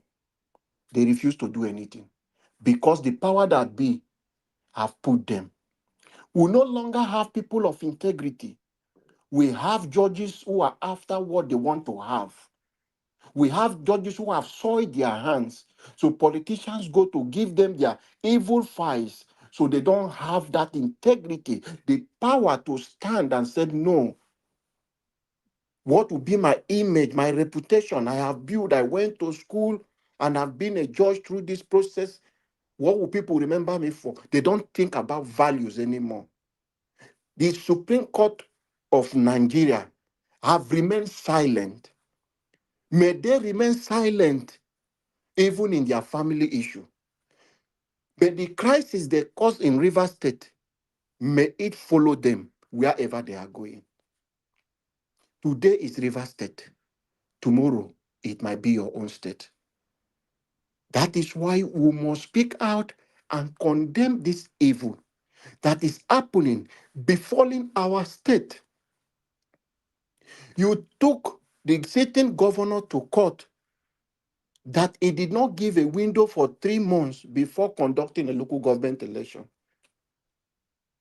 And the Supreme Court sacked the sitting local government chairman. That same local government election, an impostor that is not recognized by law, is the one within 2 months, not up to 3 months, now conducted another local government election with the resources of River State. River State have lost billions of naira within a period of how many months, not up to a year, to conduct 2 local government elections. It pains me so much. Why am I pained? My people do not have quality education. There is no infrastructure to put in place. The students are sitting in primary school. They are sitting on the floor. The roof is leaking. Mr. Evans, if you want me to send you videos, I will send you videos. In some local government that you can't even tell anybody to go into that school because the roof can fall on top of your children. It's leaking. Yet we have resources that people are sharing. Our people do not have water in River State to drink. Our people do not have electricity. Our people do not have access to good road in the local area, are not connected. Up to today, as I speak to you, I use boat to travel to my place. But I give the federal government, my local government is not, if not second, third of the highest gas and oil producing local government in Nigeria. Yet, we don't have road connected to our community. We don't have electricity. All we see is oil spillage. All we see is our river is destroyed. Our people cannot go to fishing anymore. And few people hold on to power. The anger is growing. No, when it will come, you cannot control the people anymore. So the politicians, they are feeling as if nothing is going to happen. And there is this narrative when we were growing up. People who used to tell us, are you the one that is going to change the government? Now the way then they do them, now you go come fit change the way politicians they do things. That is how they destroy our generation. Make them quiet. Is those narrative. I am telling the new generation today not to listen to those things. We can stop them. If they are selling this narrative for you that you can't change them. So it's always the language. If you can't beat them, join them. If we begin to fall for these things, this same generation, the Gen Z we have today, they will destroy it. They will not have that moral to stand and challenge these criminals. We will continue. Your parents will even come to you to tell you, my son, now you go change this thing. Now you won't stop them. What I tell them is that your generation has failed us. Our generation will not fail our own children. That is why I'm here. I speak out every day. I pour out my anger. I pour out how I feel, how I think, what I know, how I feel my country would have been in this 21st century. But because of few individuals, criminal, we are nowhere to be found. Nothing is happening in Nigeria today. A man came into power without a plan. In 2012, he organized rally, paid the civil society, organized a lot of people, gathered them in Lagos, put Goodluck Jonathan in a casket. They buried him while he's alive because of fuel subsidy. That same man today, in all the lies he told Nigerians, then in 2012, just to take power from PDP, came into power. The first thing you would do is to say fuel subsidy. You have removed it. The same thing you told us then, that fuel subsidy is for the poor people, that we should not allow Goodluck Jonathan to remove the fuel subsidy. Goodluck Jonathan put bosses in place. He put Shopee, empower SMEs. A lot of people benefited from it. We are not saying all of them are not corrupt. They have soiled their hand, they have done a lot of things. There was so much corruption in the government of Goodluck Jonathan. But however, the lies APC sold to Nigeria, that same Tinubu today has removed the subsidy he told is for the poor people. That same Tinubu today got into power and he said he's going to widen the tax net. Is going to reduce the purchasing power of the people. Sometimes when these people talking, even when you see the northern governors, you can hear the chairman committee on that tax reform will be saying that the governors are too busy. He tried to meet with them. They don't know. So all of them who approve these things, they are Round up careless. in 2 minutes. They didn't have 2 time to minutes. read through what was written in those tax reform. This man have come now. He wants to tax everybody. It's because of today now that people begin to realize. When he was doing that thing, people thought he was doing something that will favor the country. No, it's something that is going to affect the masses, affect you, the common man on the street. Today, they have passed it and signed it into law. Even the National Assembly, I'm telling you, take it to the bank. None of them have time to read through those things. They just sign and pass it. Ask them what is in. If you know your representative, your senator, ask your senator what is in the tax reform. It should tell you one page, one chapter, and let me know if they can tell you offhand what they know in that tax reform. They don't know anything. It's today that the thing is exposed to Nigerians will happen privileged to read through and see what is happening. That is the same way in the budget. The same way they will pad the budget. They don't have time to read. They don't see the things that the executive have put. They will just put their own. So nobody is scrutinizing. They don't read. Who is suffering it today? The innocent Nigeria. You want to tax me because I'm suffering here? If I put 5 naira in my Nigeria account, you will take 20% out of it while I'm paying tax where I am. You want to tax Nigerians who are struggling? Maybe somebody give them money. You want to tax from it. You are just taxing the people. You are not providing jobs. You are not providing roads, no electricity, no housing for the people. Retired civil servants are struggling. I do not have time to speak about civil servant. You mentioned something, Mr. Evis. That is true. Go to every local government across Nigeria. Civil servants don't go to work All in right. local government. It's just empowerment. They give them money. They don't attend work.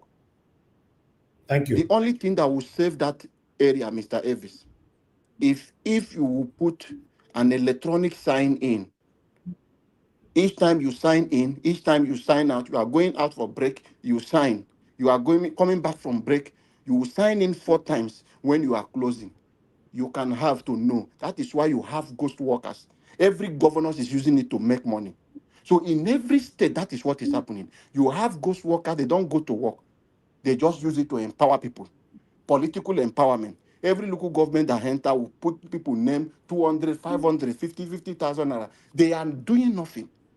It's just paying people for no reason. No productive. Mr. Elvis, Thank you. we are finished. Thank you, my brother. Thank you, Mr. Alabo, for that lengthy submission. God bless you, sir. I appreciate you. I appreciate every one of you right there. God bless you all. Enterprise, you said something. You said, Mr. Najawa, don't say Peter Obi cannot do it. That means you don't believe in who you are following. We believe in him. What are you talking about? You do your believing and let me do my believing. What does that mean? You think I'm hypocrite? I don't just follow people stupidly. I'm following Peter Obi, and I'm telling you what I believe he can do. He can stabilize the country. He can stop corruption. But I don't believe Peter Obi can put the past leaders to jail. Simple. It's not my opinion. What kind of Vasabi statement is that? If you don't have better things to say, you put yourself. You have to respect yourself. I don't like people who comment once in a while. You come with criticism. That means you are not a better person. Control what you say, please. You can criticize me, but that's not a problem. But I get 1 hour till they look everybody for you. If you are satanic, I don't know. If you are a real person, I don't know. So don't worry. Now with the look. I will repeat it again. Peter Obi, I don't believe Peter Obi can help me put all the past leaders in jail. Peter Obi can only help us stabilize country, stop corruption, give us a better country, and be better. It will certainly be better than everyone that ruled the country before. Do you know what I said? Must I say everything before you know side they talk? Don't demonstrate your wasabi for here. Thank you very much, Mr. Joseph Oji. Please talk to us, sir. Good evening to you. Mr. Joseph Oji. Yes, sir. Talk to us. Thank you, sir. Yeah, thanks for all you do. Yes, sir. I thank everybody on the platform. I just want to say a few words regarding what Mr. Alabo just said. It's regarding River State. Yeah, you see, what happened? To be frank, we are the one enabling all these things. That's all this rubbish that is happening. We are the one. If there's anything, I will blame River State people. I will blame them. They are the one enabling this thing. Because this is total evil, satanic behavior from the executive, from every part. I mean, everybody just get quiet as if everything is normal. You know this thing, I want to relay something. You know, I've worked for Shell before. So many years ago, when I was working for Shell, they have manager for West, public affairs manager for West, which is Warrior Bocados, and East is Bonian, Port Harcourt. This public affairs manager is to go to the interland, to all those great areas, and then go and form good relationship with the activities that Shell is doing. Because Shell also contribute to some of the evil that is going on. Because if you look at all those wells, they only have a road that leads to their activity and they stop there.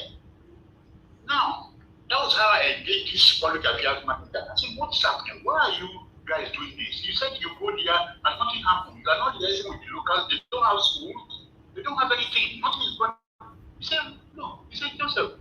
He said, I went there. I went there with all the money, the budgets, that the budget to his department to go to all those areas. Guess what? The chiefs and all the leaders, they are so contented with give me money and we'll sort out the rest of the community. And then they will say they want teachers. You know, the Scotch whiskey. That's all this man was dishing out to them. With all the thousands of pounds, thousands of naira then, that they dish out to this man. This is coming from the budgets that Shell has already earmarked for that activity. Guess what? They will go there. He now talk to the man, his colleague, who's in charge of the West region, which is Warrior and Bocados. The man said the same thing. With all the things that Shell wants to do locally, building schools, doing the community health center and all rest of it, so that they can have good relationship with the community. Guess what? The chiefs will collect this thing and pocket it. and then maybe end up giving it to a few elders. And nothing happened. They don't want any activity, any school to be built. Can you imagine that? This thing went up in the 70s, I'm telling you, till early 80s, until I left Shell. I'm telling you, even when I came back to Shell, because I worked for Shell twice, when I came back from London, I went back again to Shell. Thank you. Continue. Thank you, sir. This is just the locals who are enable all this nonsense. I'm telling you, they are the one because they are so comfortable with money. When that's backhand, and that's what these people are exploiting it. And guess what? These Shell workers are not white, they're not white, you know. They are Nigerians. Because for a long time, Shell has done their Nigerianization. There are no more white people staying there as the head of affairs. It's such a shame. And you know, this kind of thing will happen, and everyone will just keep quiet. Thank you, sir. Thank you, Mr. Joseph Orji. I understand it. It's frustrating, sir. It's really frustrating. Thank you. All right, Abdul, God bless you, sir. No mind that over Sabi. You know, Peter Obi himself talk and say we not chase over these people. I'm saying that it's my wish to see Peter Obi can do it, and I don't believe he can do it. You are saying Peter Obi said already can't himself out of that, and I said maybe he only stylishly just said that. You know, normally when they are coming into power, there's something they don't need to say. You know, so that it doesn't scare these satanic criminals away. You know, or rather to make them fighting you back. So that's why I'm still a little bit skeptical that maybe Peter Obi might just be pretending in that area, you know. But why am I supporting Peter Obi? Because I strongly believe that he will be better than every president that have ruled Nigeria. 100%, he will be better than all of them. But I don't see Peter Obi as a heartless person. Because you need to be heartless to treat people like this. If you want to be in a good book, you don't deserve to be a leader. For you to be a better leader, you must be heartless. Yes, if you really want your country to work. I've heard talk the story for years, say police catch me for UK while they drive without I don't put speaking for car seats. But I bet them, I don't put them for car seats. I use the word to the police, say, please forgive me, sir, you know, from your heart or whatever. He say when they go work, if they leave the heart for house. Come here to correct me like say I don't know what they do. You know, thank you very much, everyone. I would like us to move on. You said what? Yes, sir. Yeah, thank you. That man, a good man. He do something. I beg 30 seconds. Have you just respond to what Mr. Joseph Orji said? I know, so you won't move on. Enterprise, you need to be blocked on this platform on Earth. You are useless. I've blocked you. If I were you, don't ever come back again. I noticed that you are useless since last year, and if I have a reason for that, but I give room for people to express their satanism. I've blocked you now on earth and in heaven. This is the same satanic enterprise that we raise money for on this platform. I still remember, many of you remember that Northerner man, or whether not, but they Abuja, that, you know, he was having problem one time. All of you raised money for him here, you know. He's the same man. You know, since that time, this man comments things that can only cause me pain here. I don't know why. I don't know him before. He only comments something that he have never one day coming here to greet me, to say, oh, good evening, Nigeria. No, he will just go straight to the point, criticize what I'm saying in the name of your supporting Peter Obi. You are satanic. Go and create your platform. You know, you guys are the problem that we have, you know, in Nigeria. I've said it before. If you want a better Nigeria, you must allow people to be expressive. Don't come here with your satanic belief and all that. I've never seen a platform where you come out every day to talk about Peter Obi. You are only jumping from one platform rather to another. It would have been nice. We can see your video where you are talking how Peter Obi can become our president, even though you don't have followers. Then people will pick your video and showcase it. Me, I will pick it. I promise that. I will pick it. People, the video that I play here every day, they just talk randomly on their platform. You talk. You cannot do that. All you guys, some of you satanic lot can do is to criticize somebody that is putting their effort to see how Nigeria can be better. You know, so you don't deserve to be here. Don't ever, if you created another account to come, I'll block you on earth and heaven. Go and support Peter Obi in your village, not on this platform. Because you are satanic, you are deceitful, and you can never ever be trusted. They raise money. I use my platform to raise money for you on this platform. You were crying. You called into this show. You were crying. Give us a mandate can testify to this. I raised money for you here. I did not call you privately to say money where they raise for you. Come and give me share. Everybody that will raise money for this platform, I don't call them. I don't even talk to them. Mr. Man, have you ever talked to me before? Have you heard my voice on your phone before in your entire life? You've never. I can never.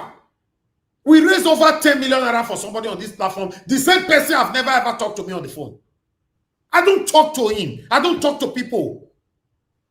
You think I'm one of these satanic lot that will raise money on their platform that will now go and call you behind the scene? Say our percentage for the platform, not this. This is the reason why you don't engage in things like that. If not, this kind of satanic enterprise will come here now to say, oh, that money where they done, we don't give you share that time. That's what I'm telling you, people that engage in fraudulent activities. One day, they go, you will be disgraced. As my mama, they talk on. Say, public disgrace will fall upon you. Somebody will raise money for this platform, the way they cry for phone. All of you were donating money for him. Say, old man. He said he could not pay for his medical bill. Abuna, don't forget. May I play the video here? Since that time, this man be behaving satanically on this platform.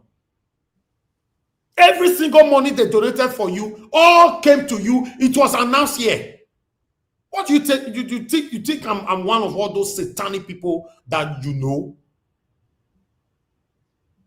I'm very proud of myself if you are not proud of me. I'm extremely proud of me. My parents are proud of me. Some of my good Niger Wars family, they are proud of me. And I can never put that on sale.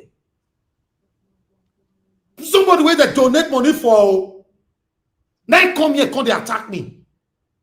Hungry lion, idiotic elements. Mr. Alabo, say what you want to say. Let me call on Mama Aisha. Thank you, sir. Thank you, Mr. Najawash. Sorry, somebody don't provoke you. Calm down. Show them mercy. What Mr. Joseph Oji said earlier on phone. Yeah, you see what happened in River State case. We have two set of people. One they call simplified movement. One says yes, Wike. And majority of people are those simplified movement. So when President Tinubu came and suspended the governor, he told the governor that he's still guiding the militant. With out of fear, the governor called their own simplified movement. Everybody should sheath their sword. People want to protest. He told them not to do because he was hungry for power. He wants to come back to become a boy. That was why you see me, whenever I talk, I call those simplified movement, they are coward. The innocent River State people, some of them who are not concerned, they were walking around your thing. They couldn't do anything. That is where we are today because nobody is concerned. And today, it's affecting every single person in River State. Thank you, Mr. Najawash. All right, Mr. Alabo, thanks for adding that up. Bless you, sir. Okay, let's hear from our mommy on the platform. Mama Aisha, thank you. My good evening to you. Talk to us. Would you know, beloved Elvis, now Vespa you today like this? Thank you. Oh my God. Greeting, my dear. Greeting, our mommy diaspora that carry me and my children for back. As you know, for me and my children stand up gidigba. And from councillor to presidency, it belongs to my children. But we need to work. We need to work. We need to put effort. Greeting to all of us in the panelists. Greeting to the commenter. Greeting to the listener and those who will listen later. Nigeria DSS dey come for na today again, no, because I hear wetin e shock me, wetin surprise me. Una dey say Showore call Chief Tinubu criminal. Okay. DSS of Nigeria, I wan ask una, how e come be say Isha Kashim, is it Gawa, a notorious bandit leader that the defense declared wanted, defense headquarters once declared him wanted, has now been given peace deal in Katsina. How do you explain that? DSS of Nigeria. What will be the meaning of notorious bandit that was declared wanted by defense headquarters? I beg, DSS of Nigeria and Tinubu, Nigeria president, between this man, one that they give peace deal, and Nnamdi Kanu, one that kidnap and head hostage. I beg, between them, which president supposed give peace deal? So you see, this is the more reason. Mama Esho, I beg, help me ask them. Ask them who they supposed give peace deal. This is the more reason Canada court, it was the APC and PDP, they are terrorist organization.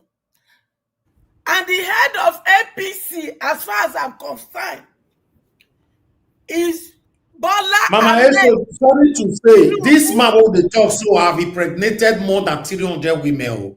Not only that, he raped some. Yes, and bite so many people. And They drive don't many of them. And drive many come up from their villages. And they are in what do they call the camp, a refugee camp for inside their country, Nigeria. So DSS of Nigeria, I want to ask you now one question. And the so-called Chief Tinubu, the so-called president of Nigeria, I want to ask you now a question. No, when they qualify this man to be given a peace deal, and you people have been holding Nnamdi Kanu in your custody, and now they fight am over 10 years now, until now go kidnap am. What is the qualification? And you people in the north, why will you people accept this man into your community? Say na peace deal. Which kind of peace deal? No problem. No problem. Oh. Nigeria Jersey. Where do not they do? Una get the people when he do kasala for Nepal bin and Nape. They get two head. They get two head. For how long will you allow this notorious terrorist president of yours? For how long will you allow you to ruin your life? For how long will you allow you to ruin your destiny? Nigeria youth in the north, all the villages that this is here, all the villages that he destroyed, all una people when they buy by this same man, all una daughters and women that is pregnant by this man and raped. What qualify him to have a peace deal and he wants to live in the same community with you people? I want to ask, that they give a peace deal. so that they go use and take perpetuate evil during election. We not agree. There shall be no peace deal between us and this very man. Chief Tinubu, release Nnamdi Kanu. Release him. Nigeria DSS, release Nnamdi Kanu. See, is it CJ waiting? CJN, release Nnamdi Kanu. Because if this notorious idiot can be granted peace deal by Nigeria President Tinubu, then every person when they Nigeria prison, they deserve to be released. They deserve to be released. Oh, Remi Tinubu, tell your husband to release Nnamdi Kanu. Una dey hear? Because all of una, you people are evil. Una be criminal.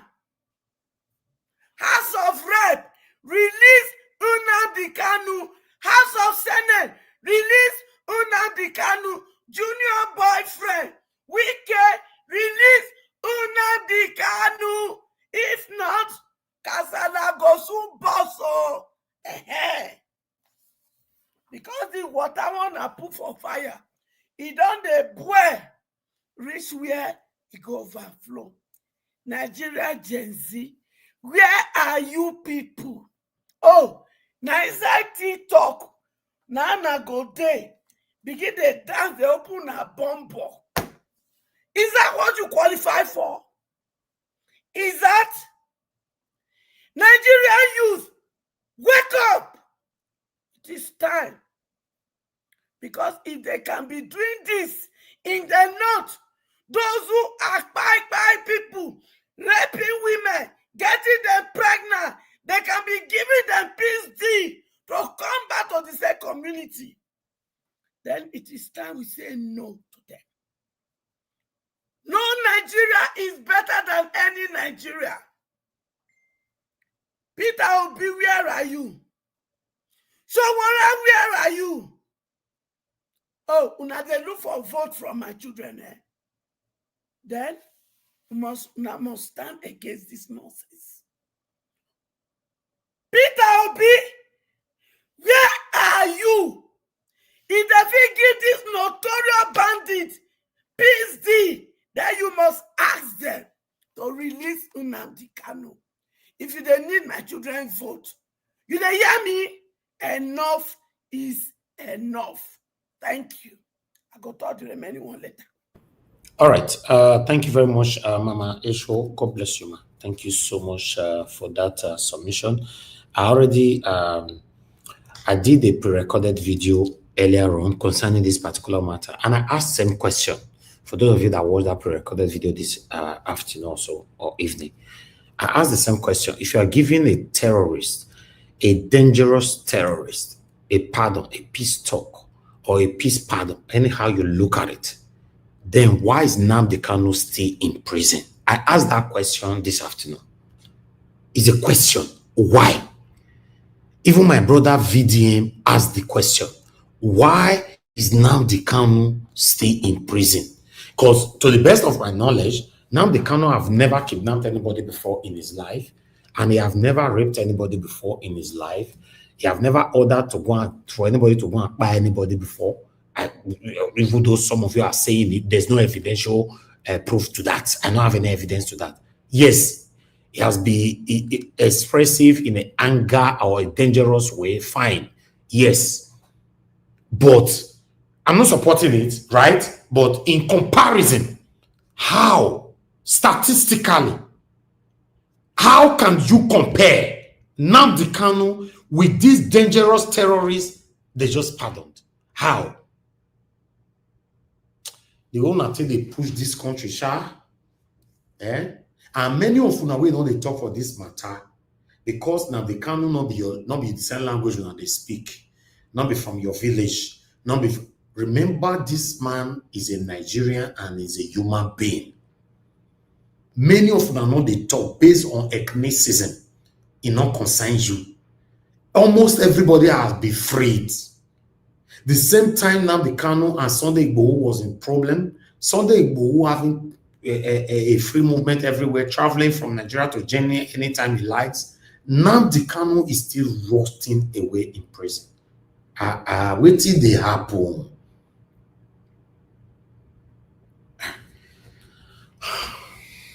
Let's move on. Mr. Joseph Oji, thank you very much, sir. God bless you. I'm very, very grateful. I'm more grateful for your text attached to the super chat. God bless you, sir. Mr. Jonathan, it's good to have you on the show. Thank you, sir. Mone Ferreira, thank you, sir. I can see you in the comment section and many others right there. God bless you all. Press on the like, help us to share. Let's hear what Mr. Jonathan have to say. Good evening to you, sir. Talk to us. Thank you. Thank you very much, Mr. Ibis. I greet you. Sorry, sir. Before you continue, in case you don't hear me when you call me, don't bother. Just carry on, sir. Thank you. Not before you fair be. We not know you before. I just want to make you know again. You know, Sunday. You know, you just want to confess in advance. Sunday they eat amala for Germany. Why they putting them for prison? So if you come here and you know hear me, don't worry. Just carry on. I greet you, sir. All right. Thank you, Mr. Jonathan. Talk to us, sir. Thank you, Mr. Ibis. I greet you all. Good evening to you there. God bless you for the good work you are doing. And my fellow panelists, I greet you all. You all welcome. God bless you all. I'm in the diaspora once again. I greet you. God bless you greatly. And all the callers, all the commenters, I greet everyone. You all welcome. God bless you abundantly.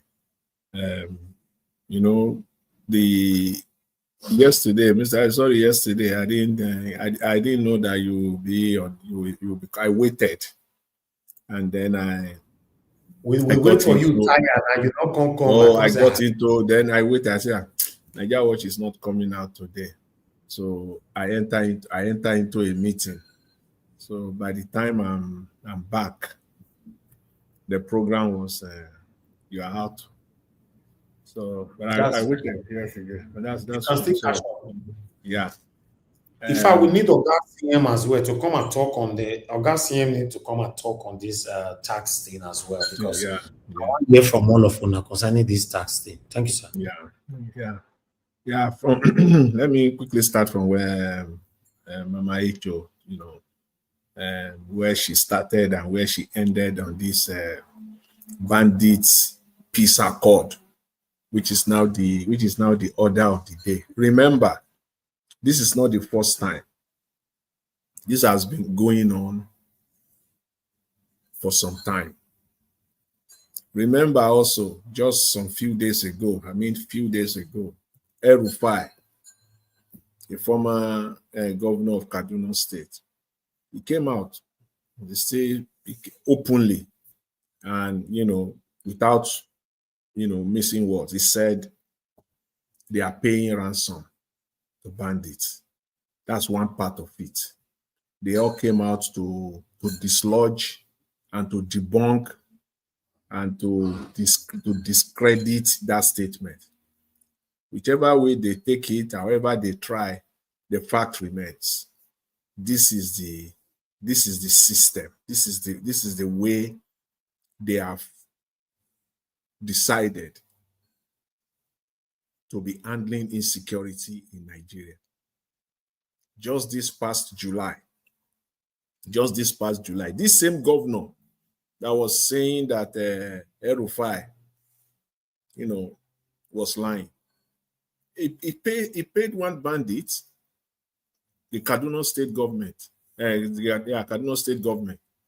They paid a bandit. They settled them. Yes, just this July. And no, this July that was this one is in Katsina State. In August, last month or 2 months ago, at the beginning of August, Zamfara State did the same thing. These are all publicly available information.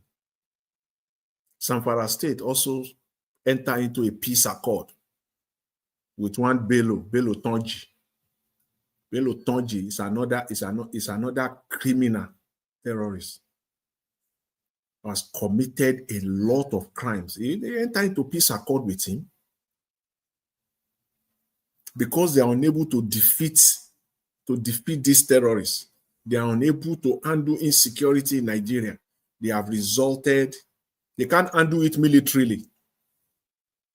They can't handle it even with all the state access, all the access that they have, military powers that they have. They cannot handle it. So they turn to peace deal. They call it peace deal. Some of them will say peace accord. Because for me, the only place where I know they talk about peace accord is when there is a war. When there is a civil war going on. That's where you talk of when there's a war going on, either internally or externally, then they talk of a peace accord. It's only in Nigeria where the government will be claiming that there is no war, but they enter into peace accord on a day. Their own peace accord is no longer even once in a while, or something that you see once in a century, once in a decade, once in a quarter of a century. It is now on a monthly basis. They enter into peace accord. They've rubbish.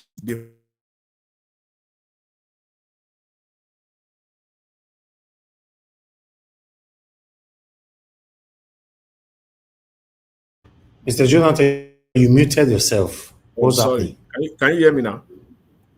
Now, okay, we can hear you. Thank you. If I'm not here, you don't, so you can talk. You don't know, so you mute yourself. Always check. Sorry. All right. Thank you. So I was just saying, I just want to buttress what Mama Icho said, that this is not tenable. This cannot continue if we say we have a country, because this is not how a country operates. This is not how a country should operate. This is not how a country should be. You cannot be entering into peace accord with criminals, bringing them back into the society, and you think you have solved the insecurity problem. No, you have not solved it at all. It will just continue. Very soon they will resurface again in another shape, in another form. Because to them it is business. Make no mistake about it. For each and every of this peace accord, each and every of this peace accord, none of them is free. All of them carries a price tag. That is what El-Rufai was saying. That they came after him. They don't want to hear the truth. They don't want Nigerians to talk. If you talk, you are in trouble. If you say the truth, you are the only time they will accept your talking is if you lie. That's the only expression that is acceptable. Lies. If you lie, you will flow. You will flow. You can say anything. You will flow. The way I was watching earlier today, as I was driving, I was watching this PDP guy lying about River State, showing me.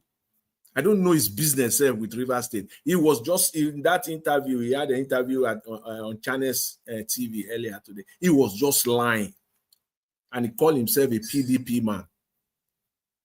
When it suits him, it will be PDP.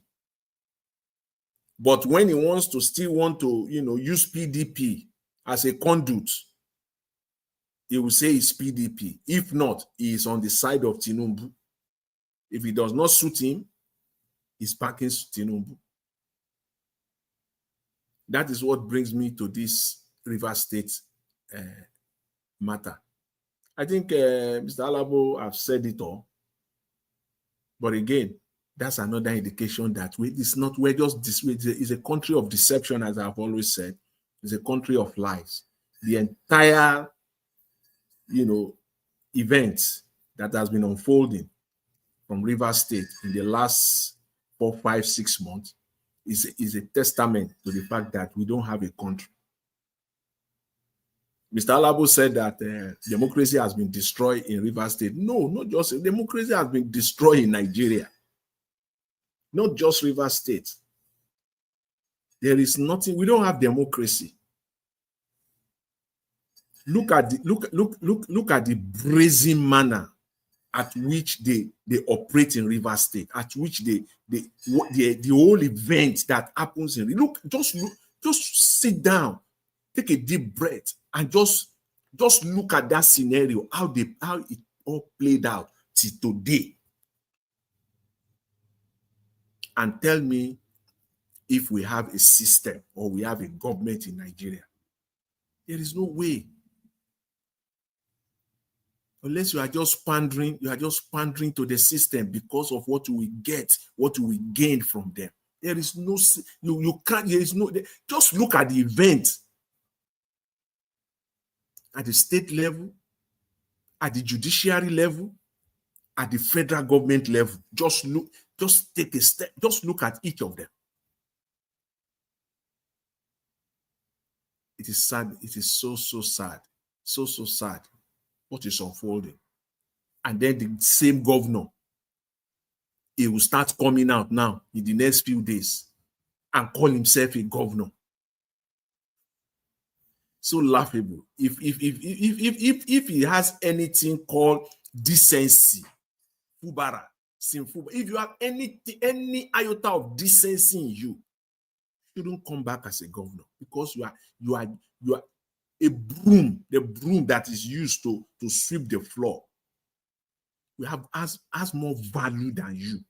The day you come in, whether tomorrow, whether next tomorrow, whatever you are still thinking you are a governor, you have no value. The minimum comparison would be to compare you with a broom, the value that a broom has. A broom still has value, because if the broom has value, you use it for the purpose for which it is meant for, it will clean up. That's value. Even comparing you with that is still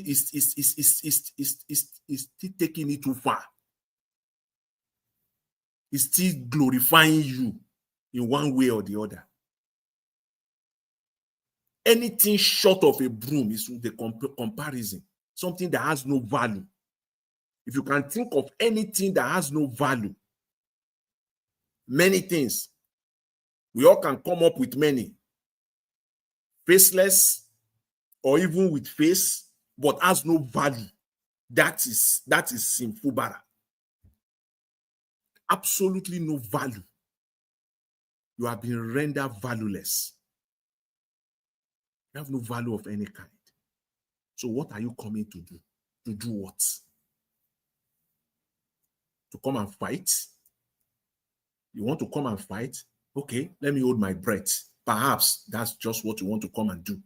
You want to get in and sack all the local government chairmen. Maybe that's what you want to do. So let me hold my breath on that one. Anything short of that, you have no value. You are a valueless man. Simfubara. Absolutely no value. So sad. Just so sad. I'm so sad with the event of Rivers State, honestly speaking. When I saw that sole administrator, I was boiling. I listened to him through that speech that he gave. So sad. But anyways, I'll move on. You see this issue of tax that they just brought up, the hunger in Nigeria.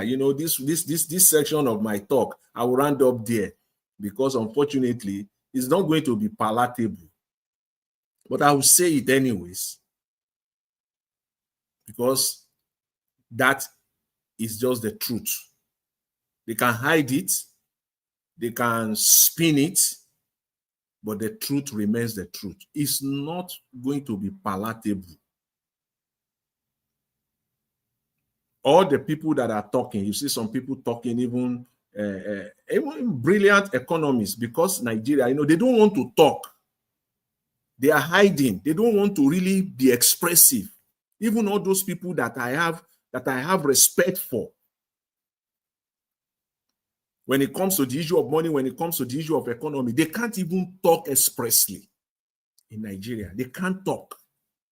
I can see it. They can't talk.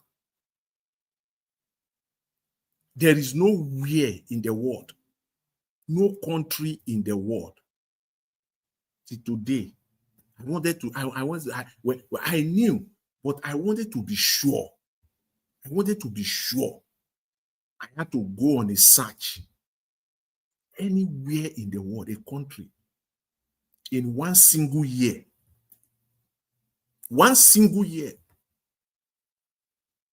that rebase its inflation and GDP. The same year, there is none in the history. Maybe I don't know. There is that maybe something. I search and search and search. There is none. It's unheard of. And Nigeria did just that. Nigeria did just that. And you're expecting things to work. No, it's not going to work. The same year, they passed the tax reform bill. Same year, all these three things, they are monumental. But for an average Nigeria, you have no clue. The only time you will hear the message loud and clear, wait till 2026. Just wait till 2026, then you will know. Because I've heard people, going back to Mr. Tinubu's quote, he said, he will widen the tax net. Let's leave the other part, the other side, that other one where he said he will reduce purchase. Let's leave that one. The Nigerian purchasing power has been dropping since Kingdom Come. We know that one. He said he will widen the tax net. I want to stay on that one alone. Implication is that by next year, he has set it up in such a way that there will be no place for even the woman that is selling corn on the roadside. We have no place to hide. Let me say this. It's a secret of how, we always say, how is it that Nigerians are surviving? How is it that Nigerians are surviving? If you want to touch a person, you really want to touch someone, and you want the person to feel the pain, touch his finances. Eat his fine. The same thing goes, not just individual. The same thing goes with a company. The same thing goes with nations, countries, sovereign nations. Touch their finances. Don't even talk of the Western country. If you want to, see, you can buy somebody, say, for like in United States or in Canada, and then if you have money, you can fight it in the court of law. You could be acquitted. You can drag it for the next 20 years and drag it and drag it and drag it. Touch their finances. If you will last for 1 year, it is with the full extent of the law that they will come after you. In any Western country, like you don't pay your tax, like you go and forge documents, like you go and get people's money from people's bank accounts, all those stuff, they will fight you like as if they are fighting. The way they will fight the person, you will think the person has not even. They won't even fight terrorists like that. They will still take it. They will still mellow down with terrorists. But with somebody, if you touch their finances, the system, because that is the heartbeat, they will fight you. And that is what Tinubu is doing now. And for me, I see it as a good thing. Because why? It will resurrect Nigerians. This is where Nigerians will wake up. But I'm even thinking that by saying this, it's like even telling these crooked politicians what they don't even know. And they might even act on it and mellow down by hearing this. But again, either way, if they mellow down, it is for the good of Nigerians. But I really don't want them to mellow down. I want them to go full head on, blown up on this tax thing. This is what will wake Nigerians up. You see, this thing we're talking about, Nigerians cannot come out. Nigerians always have means to survive. I can tell you this for free. And anybody who have logical sense will agree to a very large extent. Even those Nigerians that we say they are poor, somehow, an amount of money more than ₦1 million still pass through their hands in a given year. Thank you, Mr. Elvis. Let me just round up. At least 1 million. And now they will come after you now. Because how? It is not you. It is the bank that will tell them. They will come after you. So you will pay. Because Nigerians are not paying taxes. That is why Nigerians are not fighting. Now they will touch you. Tinubu has come now to touch you where it will ought. I mean, Nigerians will cry. There are many Nigerians that are earning more than 5, that one way or the other, 3, 4, 5 million pass through them every year. You cannot hide again. You can't hide again under this tax rule now. It is not you. The bank will tell them, EFCC, the NRS, the new name that they give it now, National Revenue Service, Nigerian Revenue Service, they will come after, they will collect their money. That's what Tinubu meant by widening the tax net. I'm just breaking it down. So there is no hiding place. This is what will bring Nigerians out. Whether Nigerians like it or not, just wait for the first 6 months of 2026. Because they will be taking this money from them, directly from them. You cannot hide it. And if you escape 2026, by 2027, they will come after you. Unless they want to mellow down. Unless they see what I'm saying. They see that this one will be like Nepal, when they touch the social media. This is what they are touching now. But this one is not immediate. This one is going to touch most Nigerians. And then Nigerians will begin to talk. So for me, it's a mixed feeling. As bad as it is, but it is also, it's going to wake Nigerians up. It will really, really wake Nigeria. There is no any other way about it. Nigeria will wake up on this one. Because that your money, that somehow, as difficult as it is, you are still surviving. They are coming after it right now. So there is no hiding place. Mr. Elvis, I will leave it there. Thank you very much. Thank you, Mr. Jonathan. Thanks for that, your submission. Appreciate it, sir. Thank you, everyone. Guys, press on the like, help us to share. As we listen to Mr. Odua, when Give Us a Mandate is ready, just let us know. Mr. Odua, it's good to have you on the show. Good evening to you, sir. Talk to us. Good evening, Mr. Nigeria Bush. Good evening, everyone in the panel. Good evening, Mommy Diaspora. Good evening, commenters, listeners, and viewers.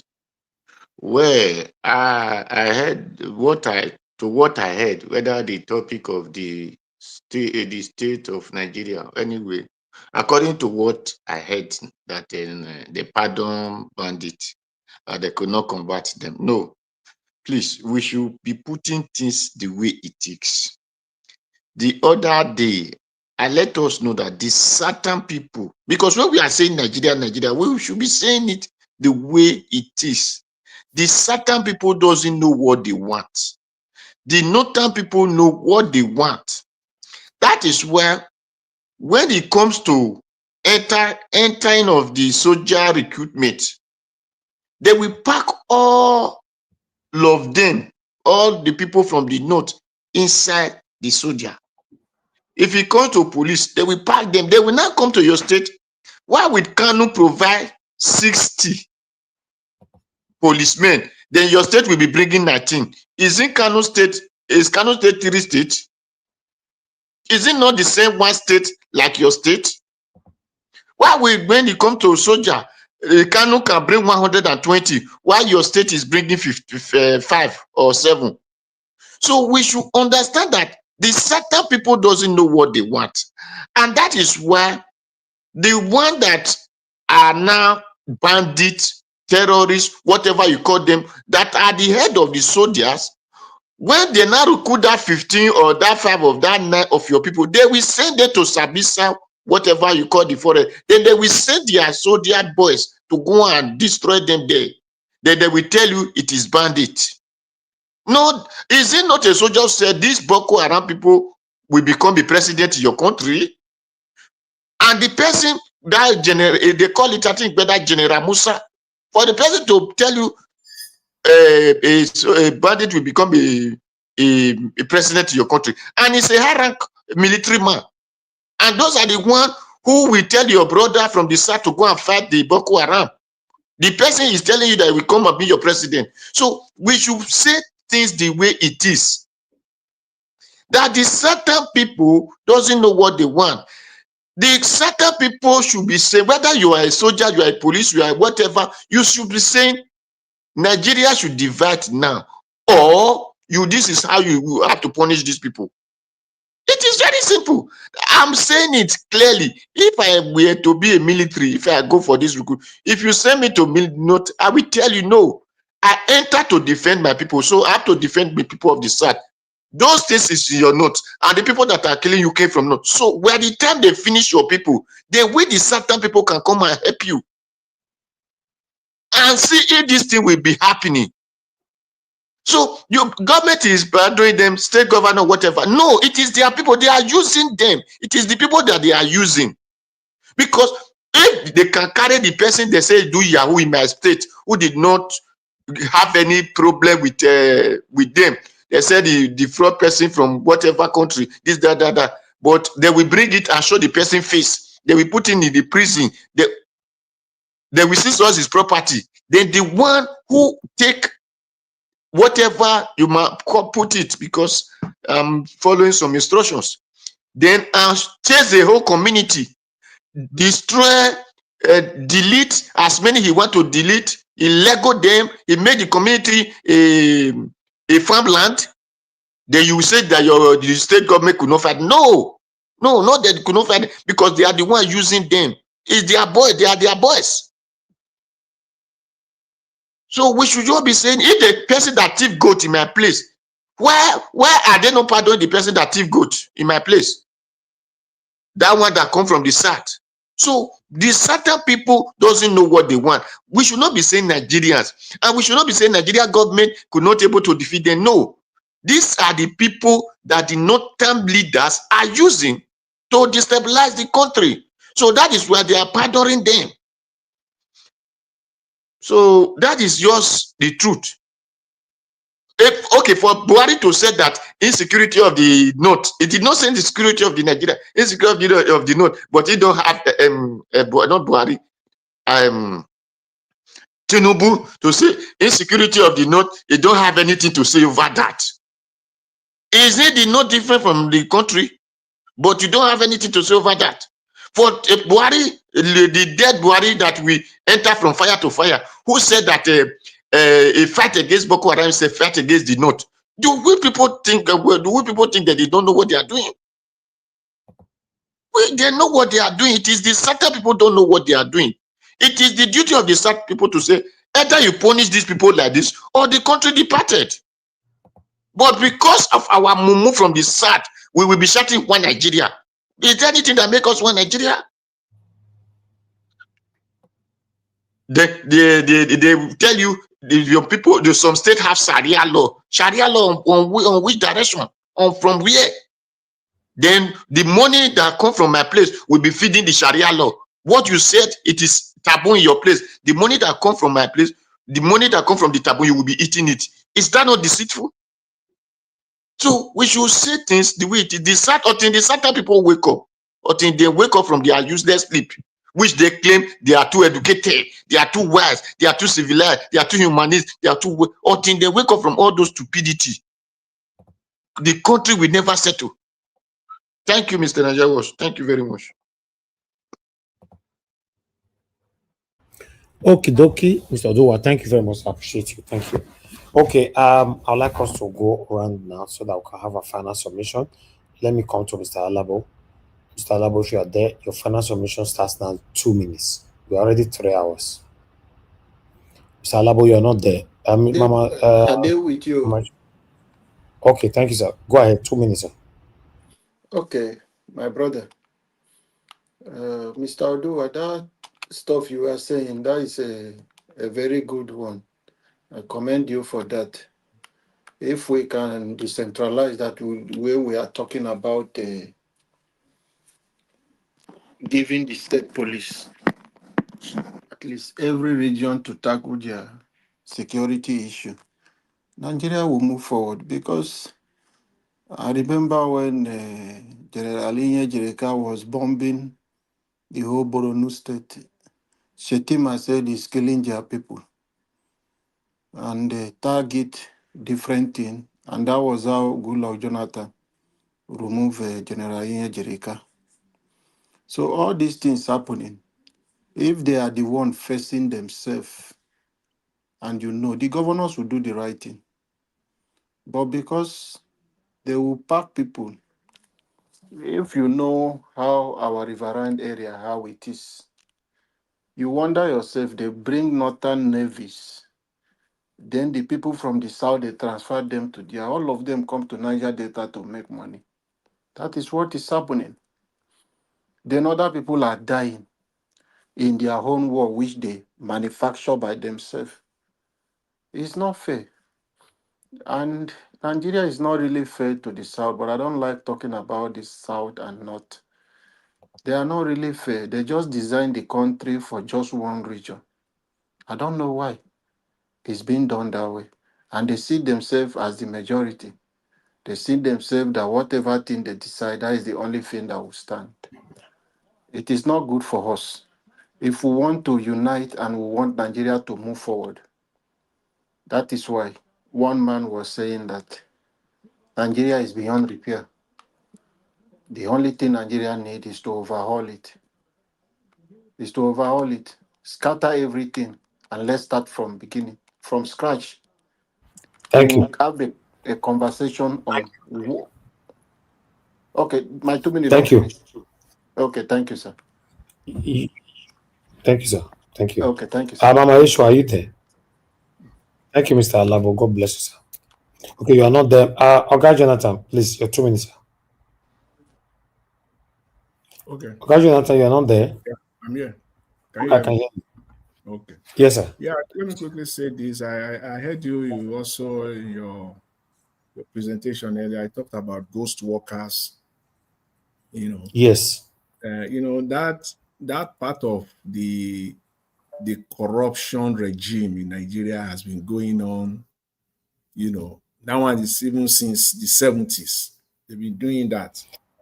But I I know, but believe, I don't have certainty to it right from time until this particular one. yeah.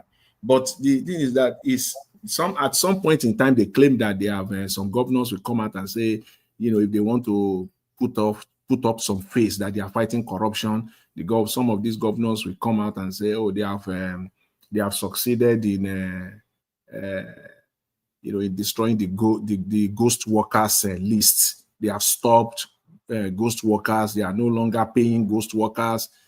Prior to that time, they will say the state is paying billions of naira. Some of them will say millions of naira to ghost workers.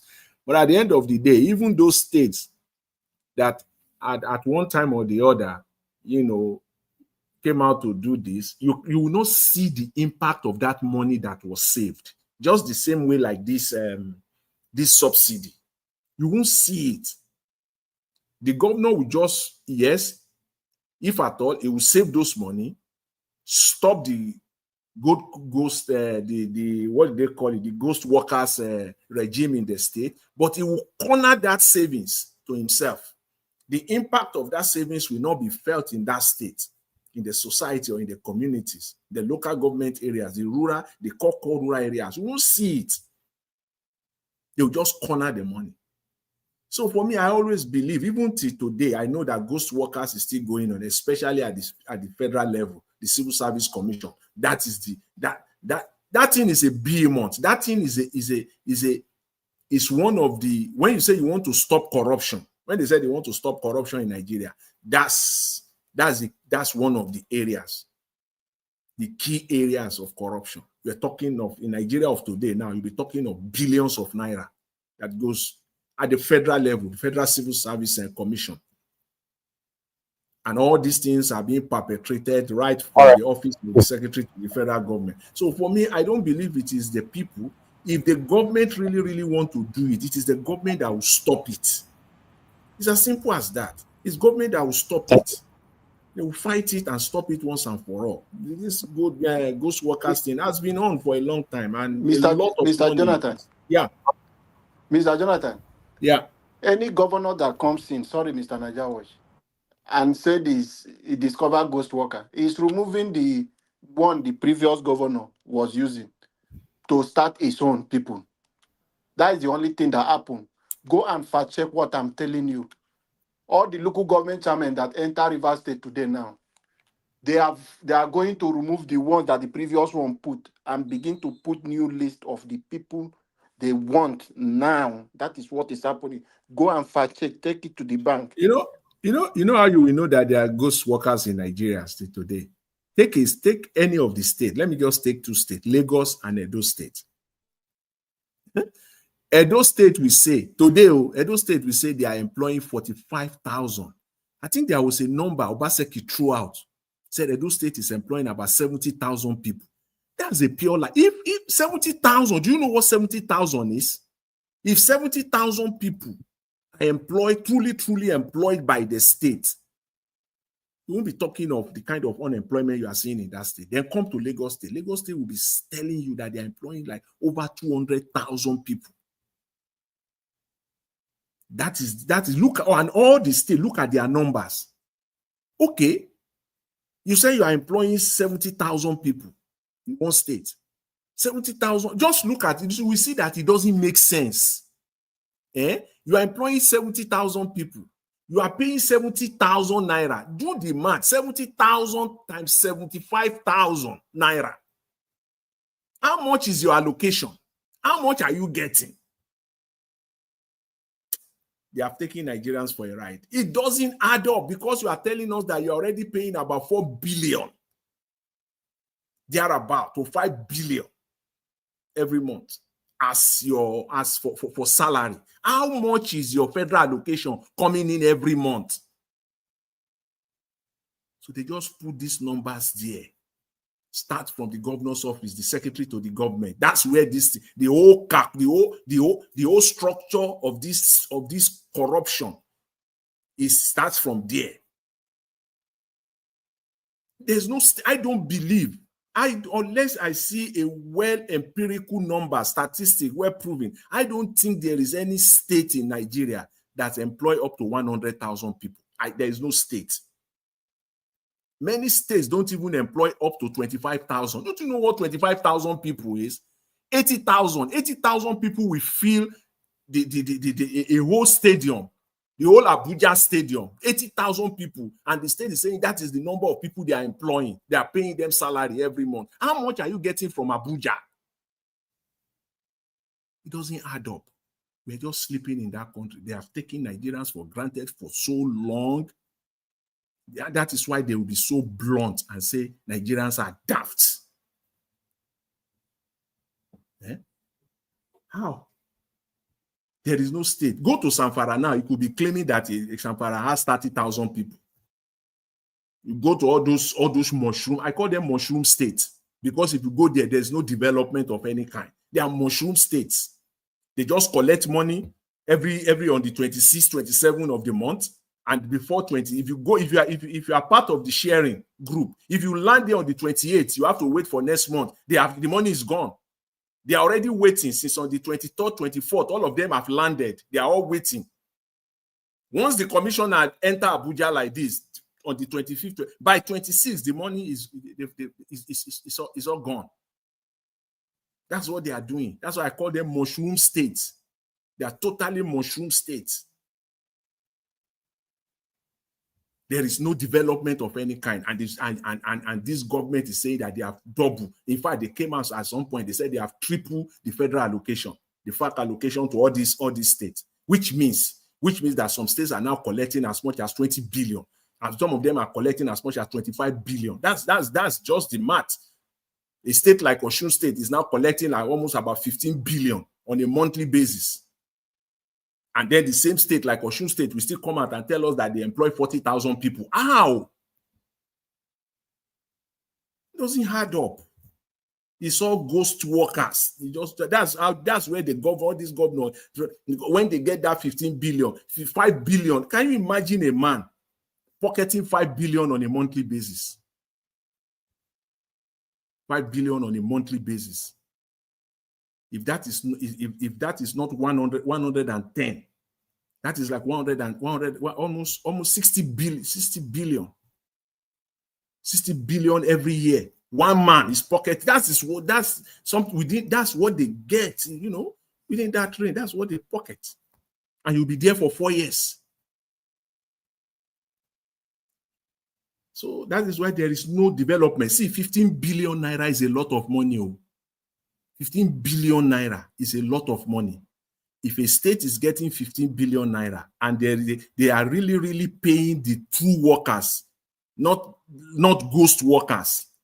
Some states will only be using about 500 million to pay workers. Some states will be using less than 1 billion to pay workers every month. That miserable 70,000, 75,000 they are paying. Till today, some of them are still finding it difficult to pay that 75,000 naira minimum wage.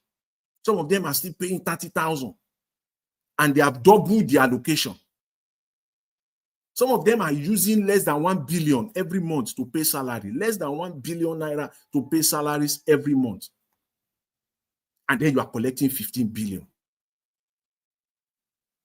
A state like Rivers State, if you know the humongous amount, I don't know the exact number now, so I don't want to throw numbers out. But if I go by, say, 5 years ago or 6 years ago, when a state like Rivers State was getting like 12 billion, when Wike was governor, at some point, Wike was getting like 12 billion, 13 billion on a monthly basis. Just imagine what they are getting. That's why he wants to buy there. He's not ready to go. When I was there, this wasn't like this now. Fubara is getting on a monthly basis now. If you use that one, and they themselves, it's not me. Tinubu, the finance minister, have said it that they have tripled the FAC allocation. So if you do 12 billion times 3, that means that what is getting to a state like Rivers State now, you are talking in the 30 billion naira plus. And if you check it now, Rivers State will tell you, if you go and check it now, go to their website, perhaps they will be saying they employ 25,000 or 30,000 or 40,000 people, which is a lie. Because any state in Nigeria that employ 30,000, 40,000 people will not be talking of hunger the way they are talking of it. I challenge them. At least I can talk of states that I've visited, that have worked with government at some small length. We go to some ministries there. It's always dry, especially state. I mean, it's always dry and empty. How many people are there? And then when you now go to the rural areas where they will say they have this agency, that agency, go there. Just go there to some of these places. You will hardly find people there. What are we talking about? Is it not Nigeria? I stand to be corrected with if any state in Nigeria, any state that said he has 50 is employing 50,000 people. Let's take state like Lagos State, Rivers State, Kano State. If they claim, if they really they employ 50,000, Mr. Jonathan, 50,000 is not 50,000 is if you take 50, because it is the exponential effect that you have to look at. When you employ 50,000 people, do you know how many mouths the 50,000 will be feeding? Mr. Jonathan. Yes. That is the area, like River State now. The monthly allocation is about 40 billion. You understand? I said it. From the FAC allocation. For the current, for 2025, right? Yes, yeah. Around the 45 to 46 billion. Because I know when Wike was there, River State was getting 12, sometimes 14, sometimes 13. Because it changes every month. I know as the 40 billion is for how long? The 40 billion is for how long? Monthly, when you divide it times 12, because it's you understand, it's about 400. That's 400. About that's 480 billion. So divide in a month, River State get like 40 something billion, like 45 to 46, 45 point something. You can check every month. Every month. Then internally generated revenue is 26 billion. No, do you say internally generated revenue or FAC allocation is 40 something billion. Internally generated. That one is the national cake. You call that Yeah, one the national cake internally that they get generated every revenue. month. What Fubara declared was about So 26. everything is about equivalent to 70 billion altogether monthly. Yes, Yes, in a that's what. month. Yeah, That is plus why all their of them want to kill yes. themselves. And Jesus. the people of Hey. Rivers State, we are not seeing anything from these people with all this money. That is why That's what I said. When you look at the that money, sole administrator will tell you they use 3 billion to do CCTV for government house.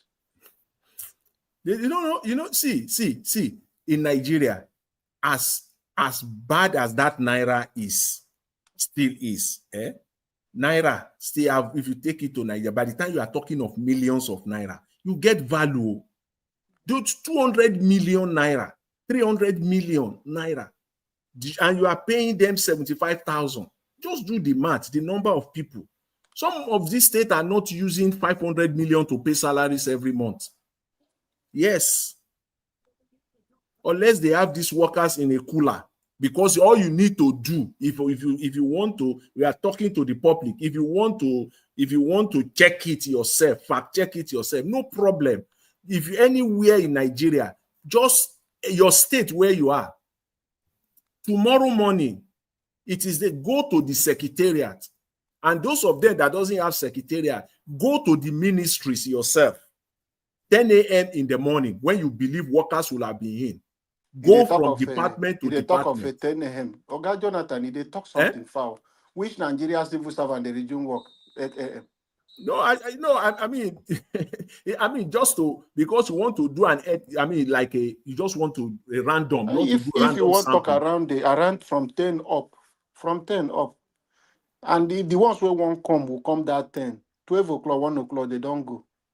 They don't go now. Maybe they just won't come do one thing.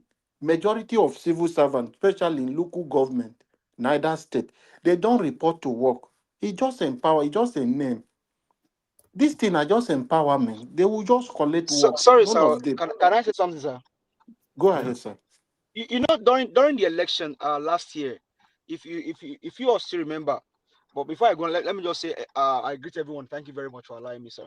Now, you know, one of our panelists came here and told us Obaseki employ people. Obaseki employ people. Secretariat, he has renovated secretariats. He employ people. He is paying them. Is the most is the highest paid governor. He has also installed a fiber optic cable. Fiber optic cable. Where is it today? Where is all of this? No. So invariably, these guys, they came here to come and lie to us. They sold lie to Nigerians, and we were telling Nigerians then, I don't like them. These guys they are selling you bobo. Obaseki employ people. He's paying the 7. He's the highest paid governor. He has done this. He has done that. Mr. Jonathan, you know when you're talking about the 70,000. What he now said is just the imagination. Puts how many people can truly stay on feet? Then Nigerians will understand what you are saying. If the number of if you say 70,000 can truly stay on feet 70,000, that's the number of people that they are telling they are employing. Then you know the impact of what he's saying. Man, these guys are these guys are demons.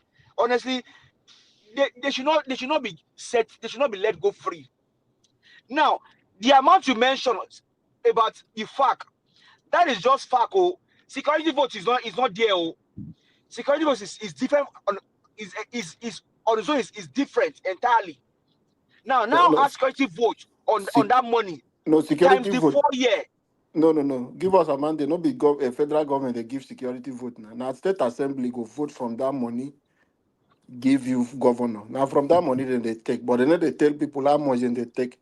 Governor can decide to take 1 billion every month or 3 billion for security vote, and they don't do anything with it. But now, even though they don't get it, I mean, all of this money come from federal. Yes. It does. It's just like it's like you are double dipping, double stealing. These guys are criminals. The one you mentioned is the one they take from the local government own. When the state own come, they take from the local government own also. Then give local government chairman anyone they want use. That is what happened.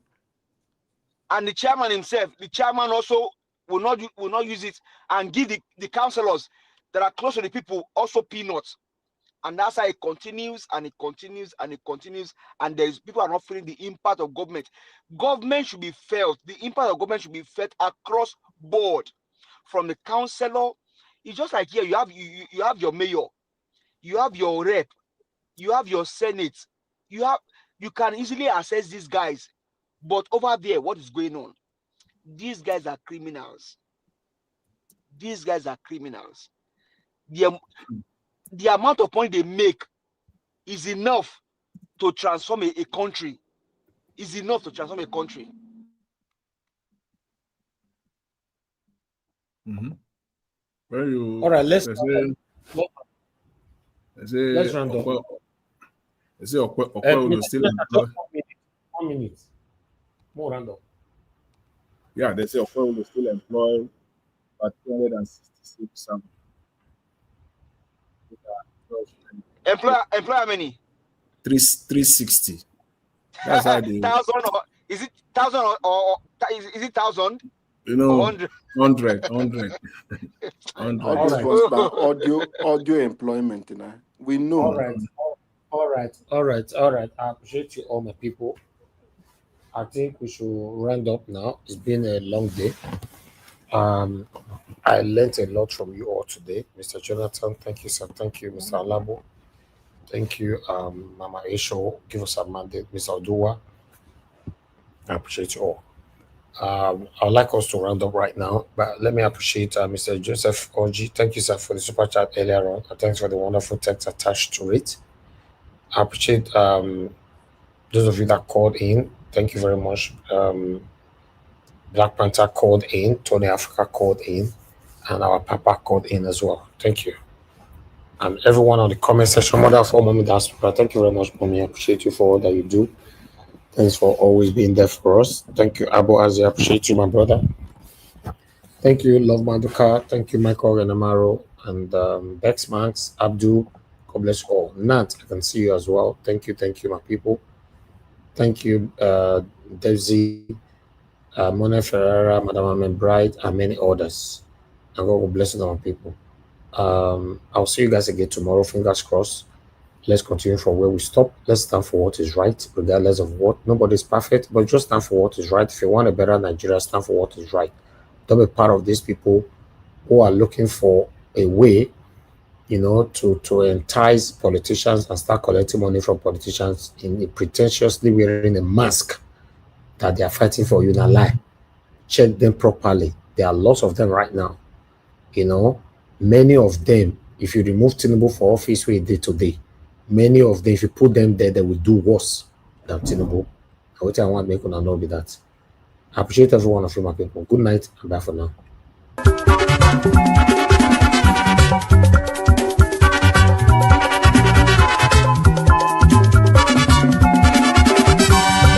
This is what we are living in this world, all of us today in motion.